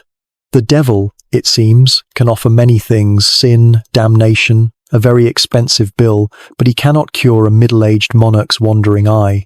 That particular affliction is beyond even his considerable power, and the king's eye had indeed begun to wander. The object of its new affection was a young woman by the name of Marie Angélique de Scorais, the soon-to-be Duchesse de Fontainebleau. If Madame de Montespan was a magnificent, dangerous serpent, Mademoiselle de Fontainebleau was a placid, decorative lamb. She was, by all accounts, breathtakingly beautiful, with a cascade of blonde hair and the innocent, wide-eyed gaze of a startled deer. She was also, by those same accounts, as intelligent as a turnip. She was sweet, gentle, and possessed none of the cutting wit or ferocious ambition that had both captivated and exhausted the king for so many years. She was, in short, a vacation. She captured the king's attention by accident. During a royal hunt, her horse bolted, and she was thrown, landing not in a heap of mud and broken bones, but in a graceful, almost artful tumble at the king's feet. He rushed to her side, and as he looked down at this flushed, beautiful, and utterly helpless creature, he was enchanted. After years of sparring with the brilliant and demanding Montespan, the sheer, uncomplicated simplicity of this new girl was a breath of fresh air. She did not challenge him, she simply adored him. She did not engage him in witty repartee. She giggled at his jokes. She was a beautiful, mindless distraction, and for a king weary of a decade of high-stakes passion, she was exactly what he was looking for. For you, Madame de Montespan, this was the ultimate, unforgivable insult. To be cast aside for a rival of equal or greater genius would have been a bitter defeat. But to be cast aside for a 17-year-old imbecile whose primary skills were looking pretty and falling off horses, it was a humiliation beyond comprehension. It was a public declaration that your mind, your wit, your entire being was now less interesting to the king than the vacant, beautiful face of a child. The shift in the court's atmosphere was swift and brutal. Versailles is a shark tank, and the courtiers can smell a drop of blood in the water from a mile away. For years, your salon had been the center of the universe. Now, you would enter a room and the crowd of sycophants that usually surrounded you would be just a little thinner. Their eyes would be darting over your shoulder, looking for the new rising star. You would see them flocking around Mademoiselle de Fontainebleau, laughing a little too loudly at her vapid remarks, showering her with the fawning attention that was once yours. You, who had been a queen, were now being treated like a ghost at the feast, a relic of a past administration. The polite smiles of the courtiers were now tinged with pity, a look you found infinitely more insulting than open hatred. Your rage and jealousy became an all-consuming fire. You tried to fight back. You deployed your famous wit, making cruel, cutting jokes about Fontainebleau's legendary stupidity. But the barbs that once sounded brilliant now just sounded bitter and shrewish. You spent a fortune on new gowns, trying to outshine the simple beauty of youth, but you now felt like an aging actress trying to play an ingenue. You continued to secretly dose the king with Le Voisin's powders, but they seemed to have no effect. Your magic had failed, your beauty was failing, your wit was failing. Everything you had built was crumbling around you, and it was all because of this beautiful, empty-headed girl. Your mind, warped by years of relying on superstition, could not process this as a simple human drama. It had to be the work of a more powerful magic, a curse, a conspiracy. This new girl's rise was not luck. It was an attack, and it required a final, decisive response. You made one last secret journey to Paris. The trip was no longer one of fear, or even of desperate hope. It was a pilgrimage of pure, cold fury. You stormed into La Voisin's back room, your face a mask of rage. You dispensed with the pleasantries, the powders weren't working, the rituals had failed. The king was besotted with a new woman, an idiot child. Your reign was over, and it was her fault. You were a queen betrayed by her sorceress. La Voisin, ever the calm and calculating merchant, listened to your tirade.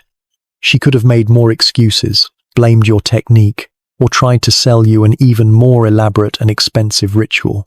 But she was a master of reading her clients, and she could see that you were beyond the point of wanting to win the game. You no longer wanted to fix the problem. You wanted to burn the whole board.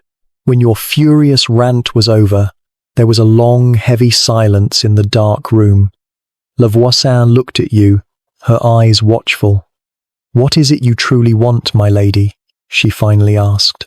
And in that moment, the last shred of your former self, the brilliant woman who had fallen in love with a king, died. It was replaced by a vengeful, hate-filled creature, a woman scorned and humiliated who now wanted only one thing.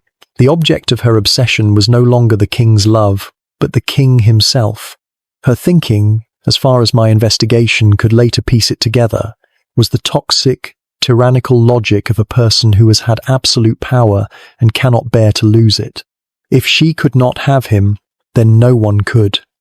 If his love for her had died, then he too must die. "I no longer want his heart," you whispered, your voice a low, chilling hiss. "I want him gone." The request, the unthinkable, unutterable crime, hung in the air between the two women. High treason, regicide. This was no longer about love potions and petty rivalries. This was the final, terrible escalation. Voisin did not flinch. She did not act shocked. In your monstrous, desperate request, she saw the culmination of her entire career, the single most dangerous and most profitable commission a woman in her line of work could ever receive. She looked at the most powerful woman in France, a woman now consumed by a murderous rage, and she saw a client. "It can be done," Voisin said, her voice a calm, businesslike whisper, "but the price will be considerable."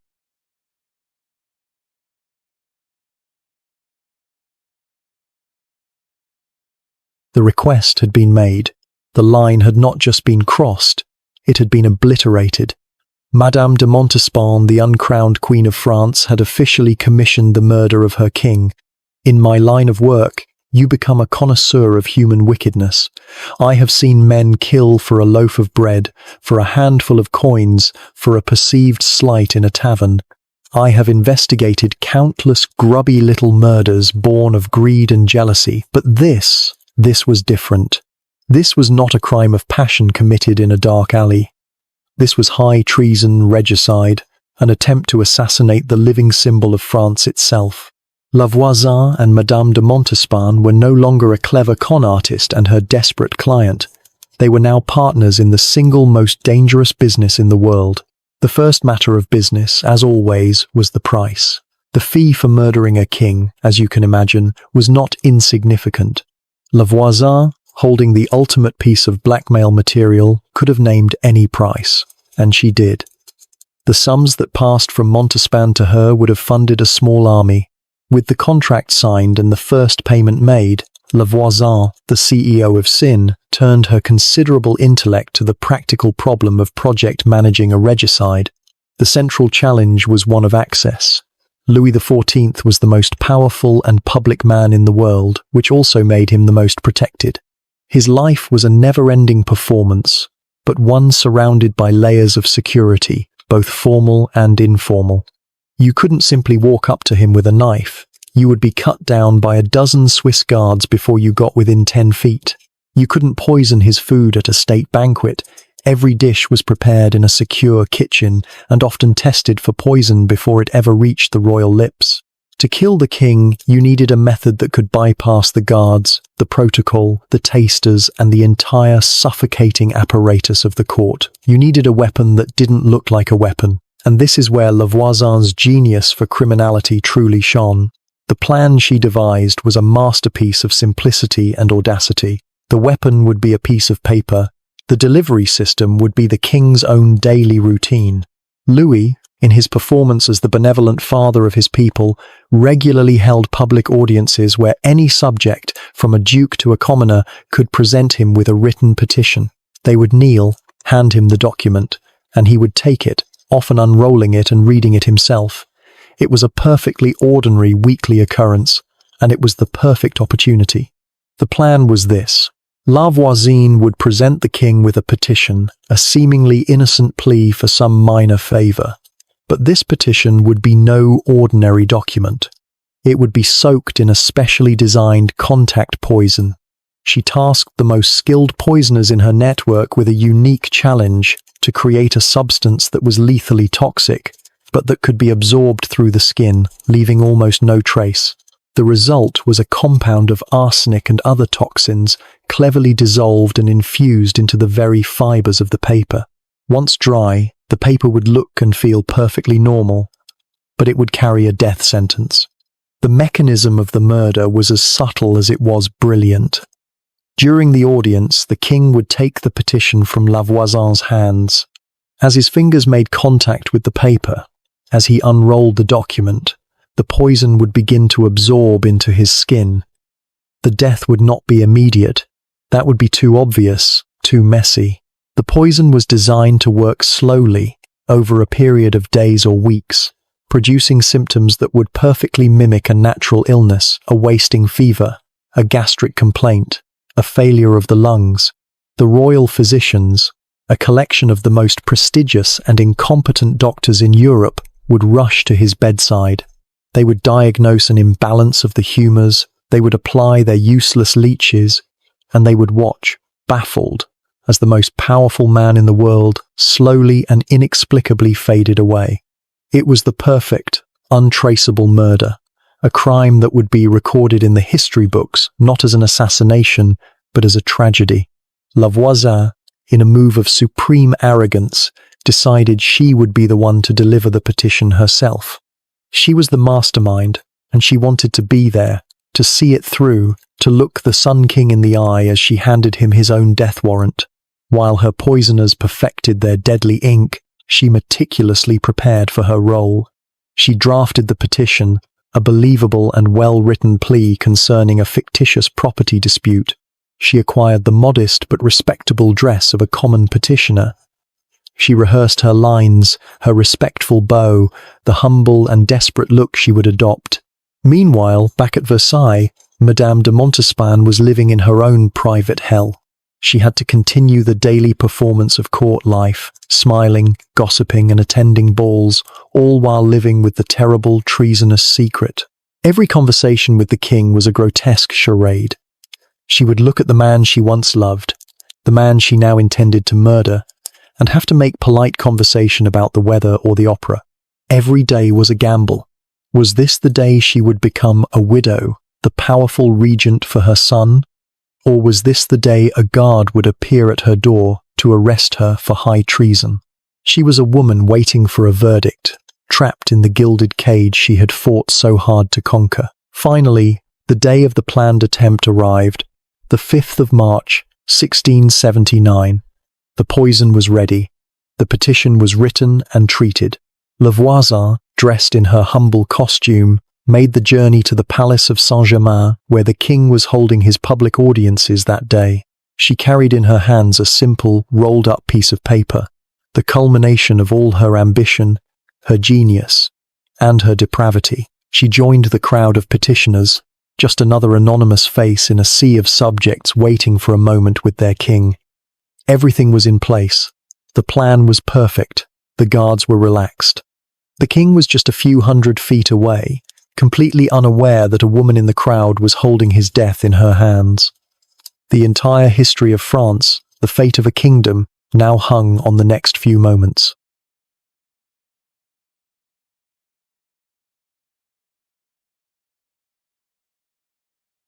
The date was the 5th of March, 1679. The place, the Palace of Saint-Germain, a sprawling royal residence outside of Paris. The air in the antechamber was thick with the smell of unwashed bodies, damp wool, and the cloying, universal scent of human desperation. It was a crowded, noisy room, a cross-section of all France, a sea of petitioners waiting for their brief, fleeting moment with the Sunday. There were gouty old dukes hoping for a pension, merchants' wives pleading for a tax exemption, and hopeful young artists clutching portfolios of their work. And somewhere in that anxious, shuffling crowd was La Voisin. She stood there, not as the queen of the underworld, but in the humble guise of a respectable bourgeoise woman, her face a mask of patient humility. In her hands, she clutched a rolled-up petition, the paper feeling as heavy as a death warrant. This was the culmination of her life's work. All the years of studying human weakness, of building her network, of trafficking in secrets and sins, had led to this single moment. She was, in her own mind, an agent of destiny, a high priestess about to perform her greatest and most terrible sacrament. She was not nervous, she was electric. She felt the thrum of power in her veins, the supreme confidence of a gambler who knows they are holding the winning card. She was about to topple a king, to rewrite the history of France with a single, poisoned piece of paper. I have spent my life studying criminals, and I can tell you that their greatest weakness is almost always arrogance. They plan, they scheme, they believe they have accounted for every variable. They see themselves as puppet masters, pulling the strings of a world that is too stupid to see their genius. Voisin, standing in that crowd, was at the absolute peak of this professional narcissism. She had gamed out the entire sequence in her head 1,000 times. The bow, the presentation of the petition, the brief touch of her fingers against the king's as he took it, the polite dismissal, her quiet and triumphant exit. She had a network of demons, the patronage of the king's own mistress, and a chemical weapon of unparalleled subtlety. What could possibly go wrong? The minutes ticked by. The crowd murmured and shifted. The guards at the door to the king's audience chamber stood stoic and impassive. Everything was in place. The weapon, the opportunity, the assassin. The fate of the most powerful monarchy in Europe was balanced on the head of a pin, waiting to be tipped by a single brief transaction between a king and a commoner who was anything but. And then, the doors to the chamber opened. But it was not the king who emerged. It was a minor court official, a chamberlain with a self-important face and a scroll in his hand. He cleared his throat, and a hush fell over the room. He did not look at the crowd, but rather at a point somewhere on the ceiling, as if the news he was about to deliver was too boring to merit direct eye contact. His Majesty, the official announced, his voice a flat, bureaucratic drone, has been much occupied with affairs of state these past weeks. He finds himself feeling indisposed. The public audiences for this day are therefore cancelled. A collective, frustrated groan rippled through the room. The petitioners, some of whom had travelled for days for this chance, began to grumble and protest. For them, it was a bitter disappointment, a wasted journey, a bureaucratic inconvenience. But for Voisin, the words were not an inconvenience, they were a catastrophe. They were a thunderclap in her silent, perfect plan. She just stood there, frozen, the poisoned petition still clutched in her hand, her mind struggling to process the sheer, idiotic mundanity of what had just happened. The greatest criminal mastermind in Paris, the woman who consorted with demons and performed black masses, the high priestess of poison who held the secrets of the aristocracy in her palm, had been defeated, not by my police, not by the king's guards, not by a rival sorcerer's counterspell. She had been defeated by a royal headache. She had been foiled because the Sun King was feeling a bit sleepy and had decided to take the afternoon off.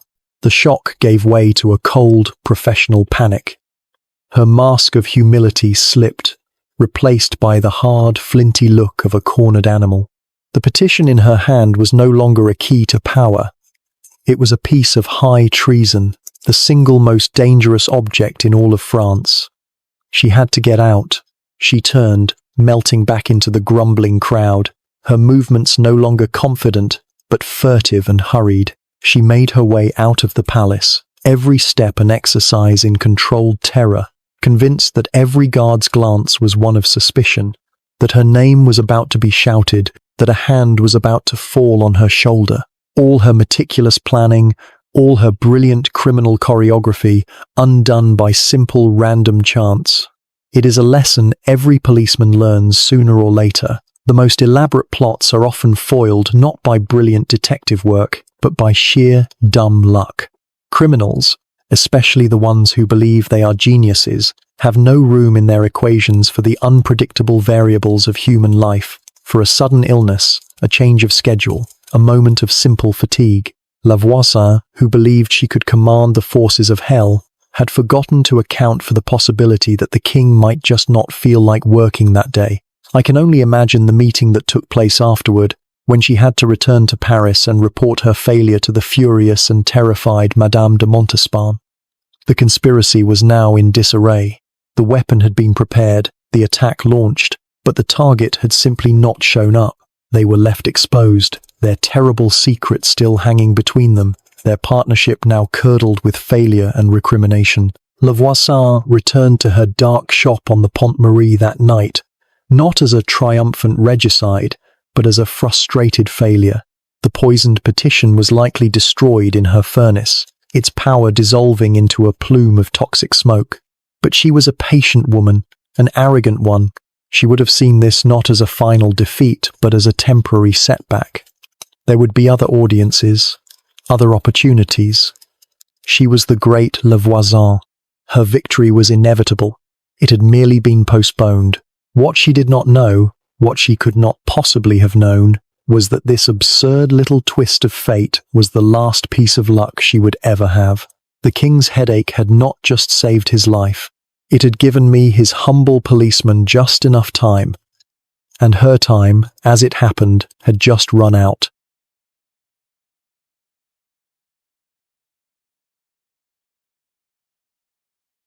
While Voisin was plotting regicide and Madame de Montespan was descending into a private hell of her own making, my men and I were doing something far more mundane and infinitely more effective.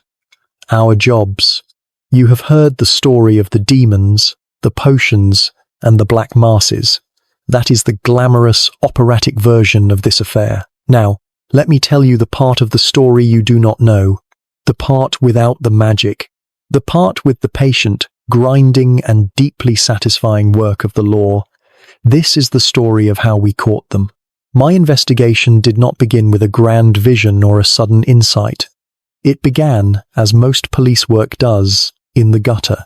It started with a different fortune teller, a woman named Magdalene de la Grange, who was arrested on an unrelated matter of forgery. During her interrogation, facing the very real prospect of torture and execution, she did what all cornered rats do.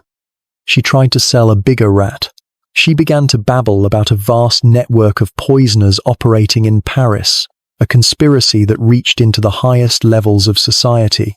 She spoke of inheritance powders, of wives murdering husbands, of a secret war being fought with arsenic and antimony. Most of the men in the room dismissed it as the desperate ravings of a condemned woman, but I listened, because it confirmed a pattern of whispers and strange, inexplicable deaths I had been tracking for months. And in her frantic confession, one name was mentioned again and again, like a dark, recurring motif: Voisin. This was not just my own private curiosity. You must understand, the king himself was aware that a sickness was festering in his kingdom. He had already, in secret, established a special tribunal to investigate these rumors of poison. This court was given the dramatic and terrifying name, the Chambre Ardente, the burning chamber. It was my job to feed this secret court with facts, with evidence, with bodies. Lagrange's testimony was the first real breakthrough. The name Voisin gave my investigation a center of gravity. It gave my enemy a face. I immediately diverted the full resources of my office to a single clandestine task: the complete and total surveillance of the fortune teller on the Pont Marie. We had her house under what you might call 24-hour watch. My best agents, my mouches, my flies took up positions in rented rooms and alleyways nearby. We logged every person who came and went. We noted the unmarked carriages that arrived by night, the cloaked figures who slipped through her back door. We tracked her suppliers, the shady apothecaries who sold her industrial quantities of arsenic, the men who procured the more esoteric ingredients for her rituals. It was the 17th century equivalent of a wiretap, only with more mud and a significantly higher chance of being stabbed. For weeks, We watched and we waited, building our case piece by piece. We didn't know about the king's mistress. We certainly didn't know about a plot to kill the king himself. All we knew was that this woman was the spider at the center of a vast and very busy web of poison. On March 5th, my agents reported a flurry of strange activity. Voisin left her home early in the morning, dressed in an uncharacteristically humble fashion, and travelled in a public coach to the Palace of Saint-Germain. We did not know why. We only knew that she returned that evening looking furious and agitated. We had no idea, of course, that we had just unknowingly witnessed a failed attempt at regicide. We had no idea that the entire history of France had turned on a king's simple headache. All I knew was that the pattern of her activity, combined with the testimony we were gathering from other, lesser poisoners we had already arrested, gave me enough. It was time to spring the trap. The order was given. On the morning of the 12th of March 1679, just 1 week after her failed attempt on the king's life, my men moved in. We did not come in the dead of night. That is for assassins and amateurs. We came in broad daylight, a show of the absolute and undeniable authority of the state. I led the raid myself. We breached the doors simultaneously, front and back. The chaos in the house was immediate. Clients screamed, assistants tried to flee, and the air filled with the crash of breaking glass as her acolytes attempted to destroy evidence. We found Voisin in her main consultation room, in the middle of a reading for some terrified young woman. She heard the commotion, the heavy boots of my men on her stairs, and she stood up. And in that moment she did not look afraid. She looked annoyed. She looked at me not with the terror of a common criminal who has been caught red-handed, but with the supreme, arrogant indignation of a queen being inconvenienced by a minor bureaucrat. Her face, a mask of offended dignity, seemed to ask, "Don't you know who my clients are? Don't you know who I am?" She had lived for so long in her world of manufactured power, surrounded by the secrets of the great and powerful, that she had come to believe she was one of them. She believed she was untouchable. "Catherine Montvoisin," I said, my voice cutting through the chaos. "By the authority of the king, you are under arrest." Her arrogance finally cracked, replaced by a flicker of genuine shock, then a flash of cold reptilian fury. She opened her mouth to protest, to issue a threat, to drop the name of a duke or a marquise who would see me ruined for this. I did not give her the chance. My men seized her. As they dragged her from the room, past the skull on her table and the now sobbing client, she was still shouting, still convinced that some powerful protector would swoop in and save her. She had no idea how thoroughly her luck had run out. She had no idea that her most powerful client was at that very moment hiding in her apartments at Versailles, praying that her own name would never be mentioned. We transported her to the fortress of Vincennes, a place far more grim and serious than the Bastille. The trap was sprung. The spider at the center of the web was in a cage. Her empire of crime, which had terrorized and corrupted Paris for over a decade, had been decapitated in a single swift morning's work. She was in our custody, but I knew this was not the end. This was the beginning. The queen of the underworld was a talker, but she would not give up her secrets easily. The real work, the long, slow, and ugly process of making the spiders in the web talk was about to begin.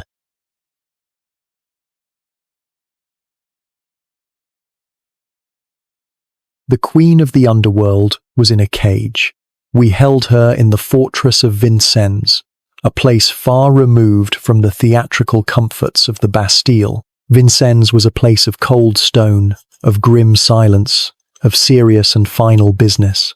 Her web had been broken, her empire decapitated, but the true scope of her crimes remained locked behind the arrogant, defiant look in her eyes. My task now was simple: to find the key. The interrogation began as a battle of wills. She was brought from her cell to a stark, bare chamber, furnished with nothing but a heavy table and 2 chairs. There were no skulls here, no flickering black candles, no incense to cloud the air. There was only the cold, hard light of truth and me. She tried her old tricks, of course. She attempted to read me, to find my weaknesses, to flatter and manipulate. She spoke of the powerful friends who would see me ruined, the great ladies of the court who would vouch for her. She looked at me not as a prisoner, but as a misguided functionary who had made a terrible administrative error. It was a magnificent performance. It did not work. I am not a desperate nobleman or a lovesick courtier. My job is to peel back the layers of performance to find the rotten core of a lie, and I am a master of my craft. For days, she held firm, admitting only to the harmless fortune-telling, painting herself as a simple woman who offered comfort to the troubled. She was a rock, an immovable object of pure, unadulterated arrogance. But the state, when it is so inclined, has methods for dealing with immovable objects. We had at our disposal a range of tools designed to encourage conversation, techniques of persuasion that had been refined over centuries. They were not pleasant, they were not civilized, but they were, in a word, effective. I did not need to use them. In most cases, a detailed and dispassionate explanation of what was to come was enough. I described to her, in calm, clinical detail, the mechanics of the brodequin, or the boot, how the wooden planks would be fitted around her legs, how the wedges would be driven in, one by one, shattering the bones in her shins and ankles. I explained the process of the water cure, the slow, suffocating horror of being drowned and revived, over and over again. I was not angry, I was not cruel. I was simply a professional, outlining the next logical steps in our procedure. And as I spoke, I watched her.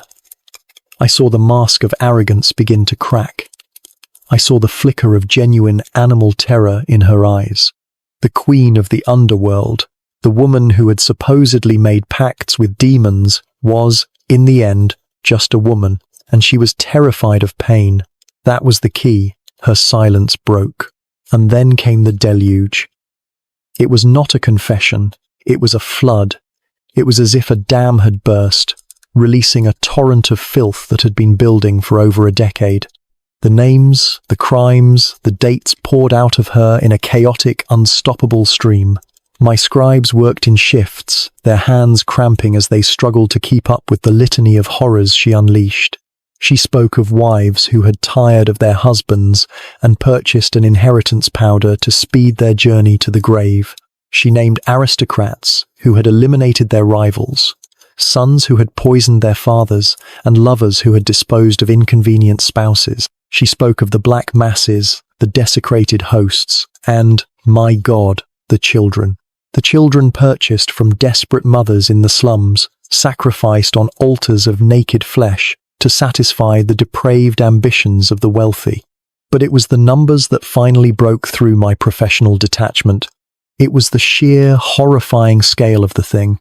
I had begun this investigation thinking I was hunting a few dozen poisoners.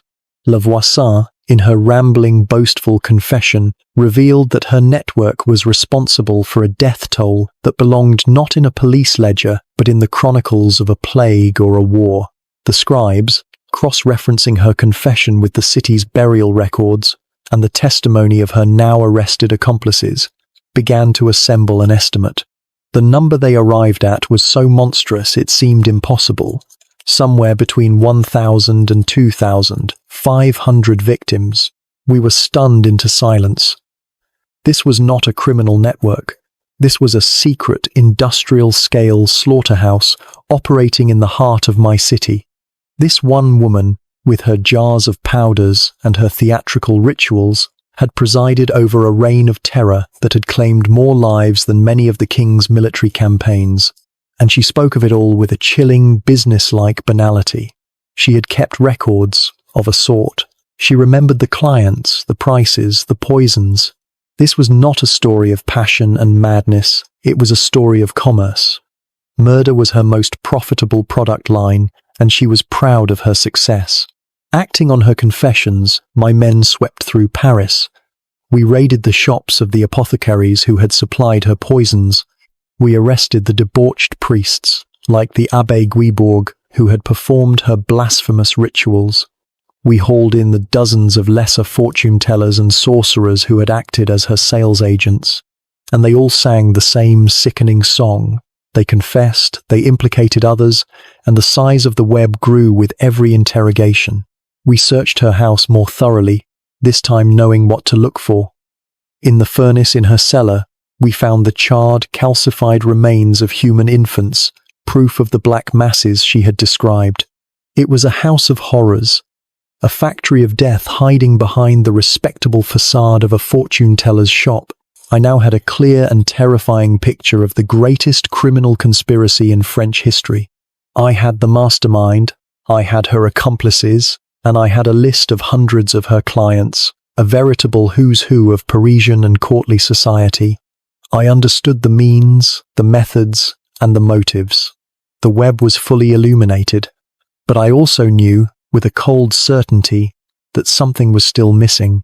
In all her rambling confessions, in all her boasting about her powerful clients, Voisin had been careful to hold one name back, the biggest name, the client whose investment had launched her empire, the woman whose desperation had led to the Black Mass and the plot to kill the king himself. She was keeping her final, most powerful card close to her chest, hoping to play it to save her own life.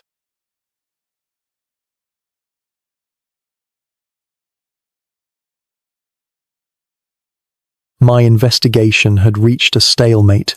Voisin, the Dark Queen of Paris, was in my custody, her vast network of criminals crumbling as my men rounded them up one by one. She had confessed. My God, had she confessed? She had admitted to a career of such prolific depravity that my scribes had run out of ink trying to document it all.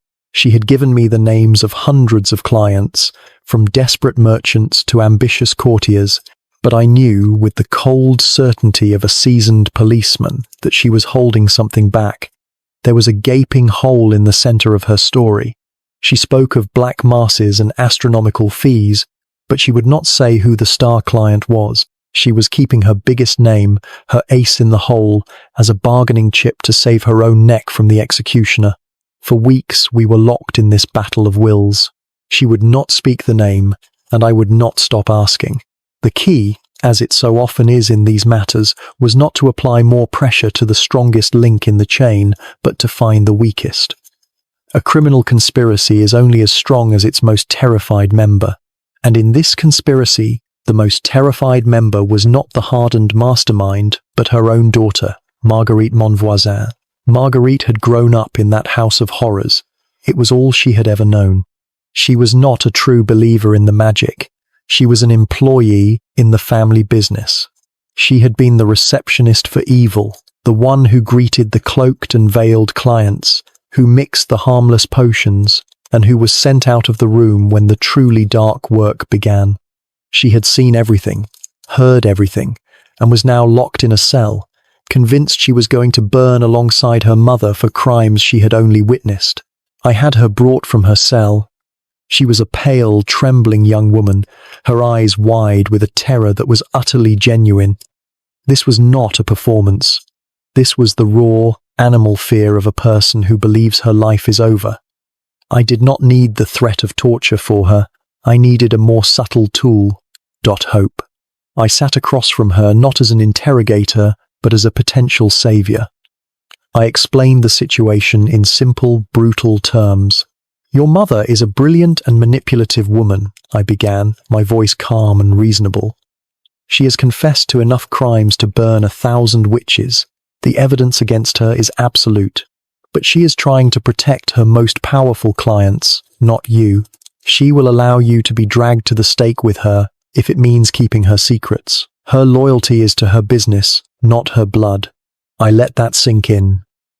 I could see the conflict in her eyes, the lifelong habit of obedience warring with a desperate new instinct for self-preservation. I am offering you a different path, I continued. Your mother has given me 1,000 branches of her conspiracy. I need the root. You help me find the root, and I will speak to the king on your behalf.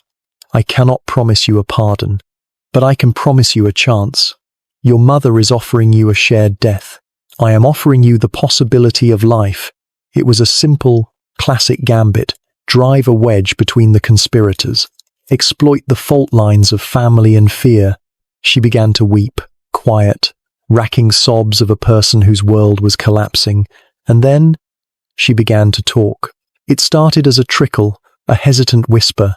She spoke of a very great lady from the court, a client who was more important than all the others, the one her mother referred to simply as the patroness. She described the secret night visits, the immense sums of money, the strange and demanding requests for powders to secure the affection of the highest man in the land. She was still trying to protect the name, to dance around the central truth. I leaned in, my voice low and firm. Marguerite. The name. The root of it all. Give me the name. She looked at me, her face a mess of tears and terror. She took a shuddering breath, and then she spoke the name that would shake the kingdom of France to its very foundations. Madame de Montespan. The name landed in the cold, stone room with the force of a physical blow. We had long suspected a connection to the court, of course. But to hear it spoken, to have it confirmed, was something else entirely. It was no longer a theory. It was a fact.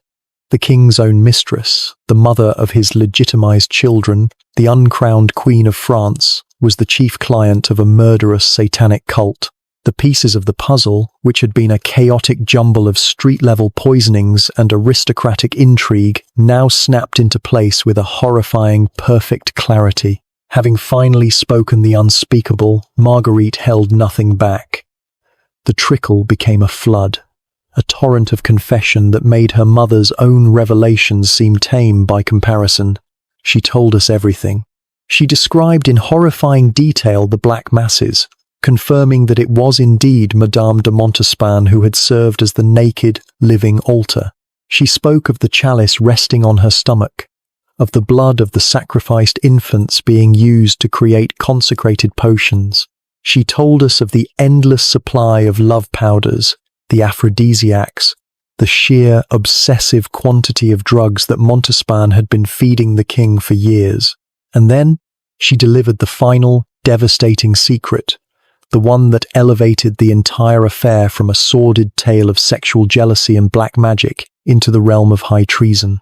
She told us of the final request, of Madame de Montespan's fury over her new rival, Angélique de Fontainebleau, of her declaration that if she could not have the king's love, then no one would have him at all.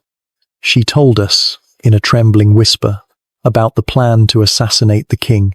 She described the poisoned petition, her mother's meticulous preparations, and the failed attempt at the Palace of Saint-Germain just a few weeks prior. My scribes wrote, their faces pale, their hands shaking. We had been hunting a network of poisoners.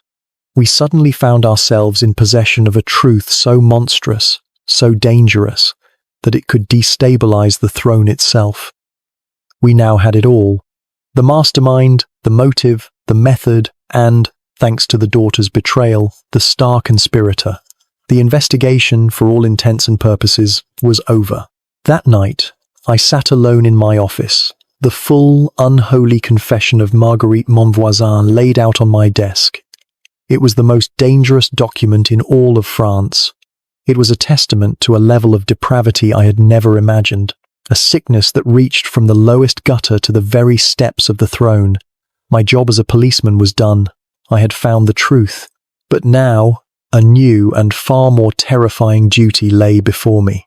I had to take this story, this chronicle of sin, blasphemy and treason, and I had to present it to the one man at the center of it all. I had to tell the Sun King.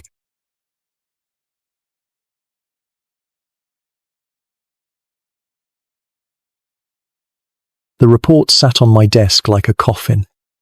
It was the culmination of months of work, a dense, terrifying chronicle of my city's secret sickness, cross-referenced and corroborated, bound in black leather. It was the most dangerous document in France, and it was my solemn duty to deliver it to the king, to walk into the heart of Versailles, into the private sanctuary of the Sun King, and inform him that the woman he had loved and showered with riches, the mother of his children, had performed satanic rituals on her own naked body and had tried to have him murdered with a poisoned piece of paper. In my career, I have faced down armed mobs and cornered desperate killers. I can tell you, without exaggeration, that this was the most terrifying walk of my life. The audience was granted in his private study, a room of breathtaking opulence designed to make even the most powerful duke feel small and insignificant. There were no fawning courtiers here, no ceremony. It was just the king, seated behind a massive, ornate desk, and me, his humble policeman, standing before him. The air was thick with the scent of beeswax and the silent, crushing weight of absolute power. He did not ask for pleasantries, he simply said, "Report," and so I did. I spoke for nearly an hour, my voice a calm, steady, professional monotone. I did not embellish. I did not speculate. I presented the facts, the cold, hard architecture of the conspiracy I had unearthed. I laid out the evidence from Voisin's confession. I detailed the corroborating testimony of her accomplices. I described the black masses, the potions, the inheritance powders, the staggering number of victims. The king listened, his face an unreadable mask, his fingers steepled before him. He did not interrupt, he did not flinch. And then I came to the root of it all. I took a breath, and I spoke the name of his mistress, Madame de Montespan. I detailed her involvement, from the first love potion to the final, failed plot of regicide with the poisoned petition. When I finished, there was a long, terrible silence. The only sound in the room was the ticking of a great golden clock on the mantelpiece. And then I saw the change. The mask of regal composure cracked. A deep, dark flush rose up the king's neck. His knuckles, where his hands rested on the desk, were white, and his eyes, usually so cool and commanding, burned with a rage so pure, so volcanic, it seemed to suck the very air from the room. This was the wrath of the Sun King, and it was a terrifying thing to behold. It was the fury of a man who had built his entire identity on the idea of absolute control, only to discover that the deepest and most sordid corruption had been festering right under his own roof, in his own bed. It was the rage of a god who had discovered serpents in his self-made Eden, but beneath the royal fury, I saw something else. I saw the flicker of a profound personal pain. This was not just a political crisis. It was a betrayal of the heart. This was the woman who had been his intellectual equal, his passionate partner for over a decade. He had loved her, and she had, in the end, tried to murder him. The god was wounded, but in the court of Louis XIV, the man was never allowed to rule for long. As I watched, the storm in his eyes subsided, replaced by a cold, hard, calculating frost. The wounded man retreated, and the king, the politician, the living embodiment of the state, took his place. He began to pace the room, his steps measured, his mind working furiously. I knew exactly what he was weighing. He was faced with an impossible, ruinous choice. On one hand, he could pursue public justice. He could hand Madame de Montespan over to my chambre ardente, put her on trial for high treason, witchcraft and murder. It would be a magnificent display of his power, a declaration that no one, not even the mother of his children, was above the law of the land. It would be just, but the cost would be catastrophic. The trial of the king's official mistress would be the scandal of the century. It would be a circus of filth and blasphemy. The courts would hear testimony of black masses, of murdered babies, of sexual magic. Every enemy of France, from London to Vienna, would feast on the details. It would expose the superstitious, rotten core beneath the glittering veneer of his glorious reign. It would make him look like a fool, a cuckold, a man who had been duped and drugged for years by his own lover. It would, in short, be a public relations disaster of apocalyptic proportions. The other option was to cover it up, to bury the truth, to protect his own reputation and that of the monarchy itself by sacrificing justice. The pros were obvious. The scandal would be contained, the dignity of the throne preserved. The cons? He would be allowing a woman who had plotted to kill him, a woman who had participated in the murder of infants, to get away with it. It would be a profound and bitter injustice. For Louis, however, it was not a difficult choice. In his mind, there had only ever been one thing that truly mattered: the glory and stability of the French state. And he was the state. The personal betrayal of Françoise de Montespan was an offence against him as a man, but a public scandal of this magnitude would be an offence against the very idea of the French monarchy. The man would have to suffer so the monarch, and the institution he embodied, could endure. He stopped pacing and looked at me, his eyes now completely devoid of emotion. He was no longer a betrayed lover. He was a surgeon preparing to amputate a diseased limb. He began to issue a series of cold, precise, and absolute commands. The public investigation into the poisonings, the chambre ardente, was to be officially closed immediately. All of the records, all of the testimony, every document that contained the name of Madame de Montespan was to be sealed, locked away, and erased from the official history. I was to personally oversee this process. The truth, as we knew it, was to be buried so deep that no future generation would ever find it. The great affair of the poisons, in the eyes of the public, was to end with the conviction of Voisin and her network of common criminals. The noble clients were to remain ghosts, their sins washed clean by royal decree. I bowed my head. "It will be done, Your Majesty." I had brought him the truth, a truth I had pursued at great risk for many months. And he, in an act of supreme political pragmatism, had ordered me to burn it. I left the study that day with my orders in hand. The pursuit of justice was over. The preservation of power had begun. The king had made his judgment, and it was the cold, hard judgment of a monarch who understood that some truths are simply too dangerous to be told.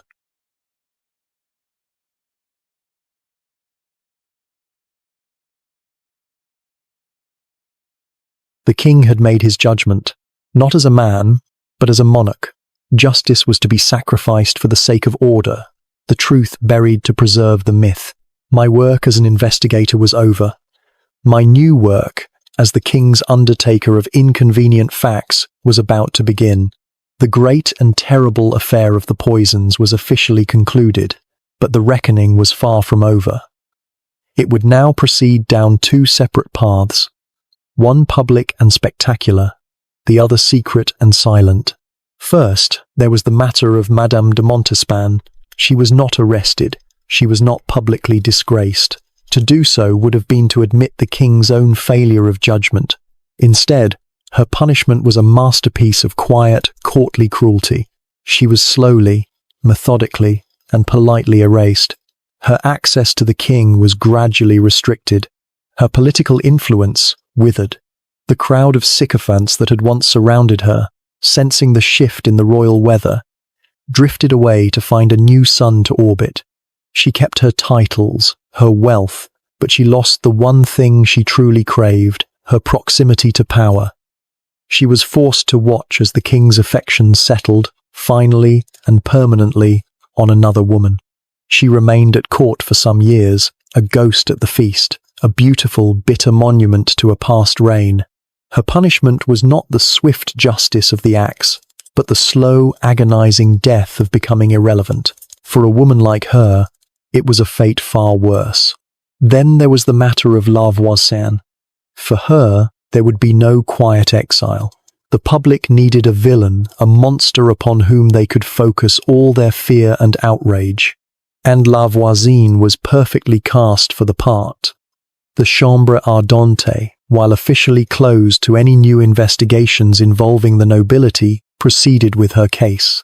The trial was a public spectacle, but a carefully edited one. The testimony was managed, the evidence curated. The explosive secrets involving the king's mistress and the plot of regicide were never mentioned.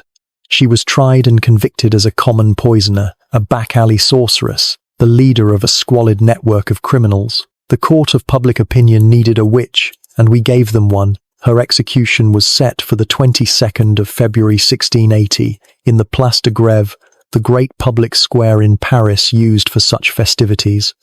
It was a carnival of death. A massive crowd gathered, vendors selling wine, and roasted nuts. This was the greatest show in town. I was there, of course. It was my duty to oversee the proceedings, and I will say this for Catherine Voisin. She did not go quietly. She was a performer to the very end. She fought her guards. She spat curses at the priests who tried to offer her confession, and as she was dragged to the stake, she screamed at the crowd, her eyes burning with a furious, unrepentant fire. They had to tie her forcibly to the post. As the executioner brought the torch to the wood, she did not pray. She glared out at the sea of faces, the people who had once been her clients and were now her spectators, with a look of pure, unadulterated contempt. She had held up a mirror to the city's secret sins, and for that, the city was now going to burn her. The smoke rose over Paris, carrying with it the smell of burning flesh, and the final, defiant screams of the Queen of the Underworld. With La Voisin's public execution, the official story was complete. The case was closed. The newspapers reported that the king, in his infinite wisdom and justice, had cleansed the city of its sickness. The public was satisfied. The honor of the court was intact. And then, the king's secret war began. My orders were direct and absolute. The public case was over, but the private one was not. Armed with the sealed confessions, I was to hunt down every last member of Le Voisin's network, whose name was too noble, or whose crimes were too sensitive for a public trial. The instrument for this secret purge was the lettre de cachet, a document I came to know well. It was a warrant, signed by the king himself, that allowed for the arrest and indefinite imprisonment of any subject, without trial, without appeal, without a public record. It was the perfect tool for making people disappear. For the next several years, my men and I quietly went to work. We moved through the list of names from the sealed records, the debauched priests, the fraudulent alchemists, the poison-making apothecaries, and the dozens of aristocratic clients. There were no dramatic public arrests. A carriage would arrive at a nobleman's home in the dead of night, a quiet knock on the door, a few whispered words, and a man or a woman would vanish, their families told they had been called away on the king's business. They were never seen again. They were not executed. That would be too merciful, too public. They were sent to the forgotten fortresses at the desolate edges of the kingdom, thrown into dungeons where their names were forgotten and their titled pedigrees were meaningless. They were left to rot in the dark, erased from the world, their only crime, in the end, being that they knew too much. This was my final duty in the great affair of the poisons. I was the man who had unearthed the truth, and I was now the man tasked with burying it. I personally oversaw the sealing of the records. The full, unedited confessions, including the devastating testimony of Marguerite Montvoisin, were placed in a black chest, locked, and stored in the royal archives, with the king's explicit order that they were never to be opened. History, as it would be written, would be the official version, the glorious, untarnished reign of the Sun King. The dark, superstitious and murderous reality that festered just beneath the surface was to be a secret, and I was to be its silent, faithful keeper. I had served my king, I had protected the state, but I had not served justice. I am an old man now, looking back on a long life in the king's service. I brought order to Paris. I gave my city clean streets, modern lighting, and a professional police force. That will be my public legacy. But I know the truth. The greatest case of my career was not a triumph of the law, but a triumph of power. History, I have learned, is not the story of what happened. It is the story that the victors survive to tell. I was the man who uncovered the full, terrible story, and I am the man who will take it with me, in silence, to the grave. And so, the secrets of the Sun King's court are sealed once more, and our story comes to its quiet end. Thank you for joining me on this journey into the shadows of the past. If you've found this time relaxing, I hope you'll return for another story. But for now, let the voices of kings and criminals fade away. Let the glittering halls of Versailles and the dark alleyways of Paris dissolve into the soft darkness of your own room. There are no more secrets to uncover, and no more conspiracies to fear. There is only this moment of peace and the gentle promise of sleep. Rest well. Good night.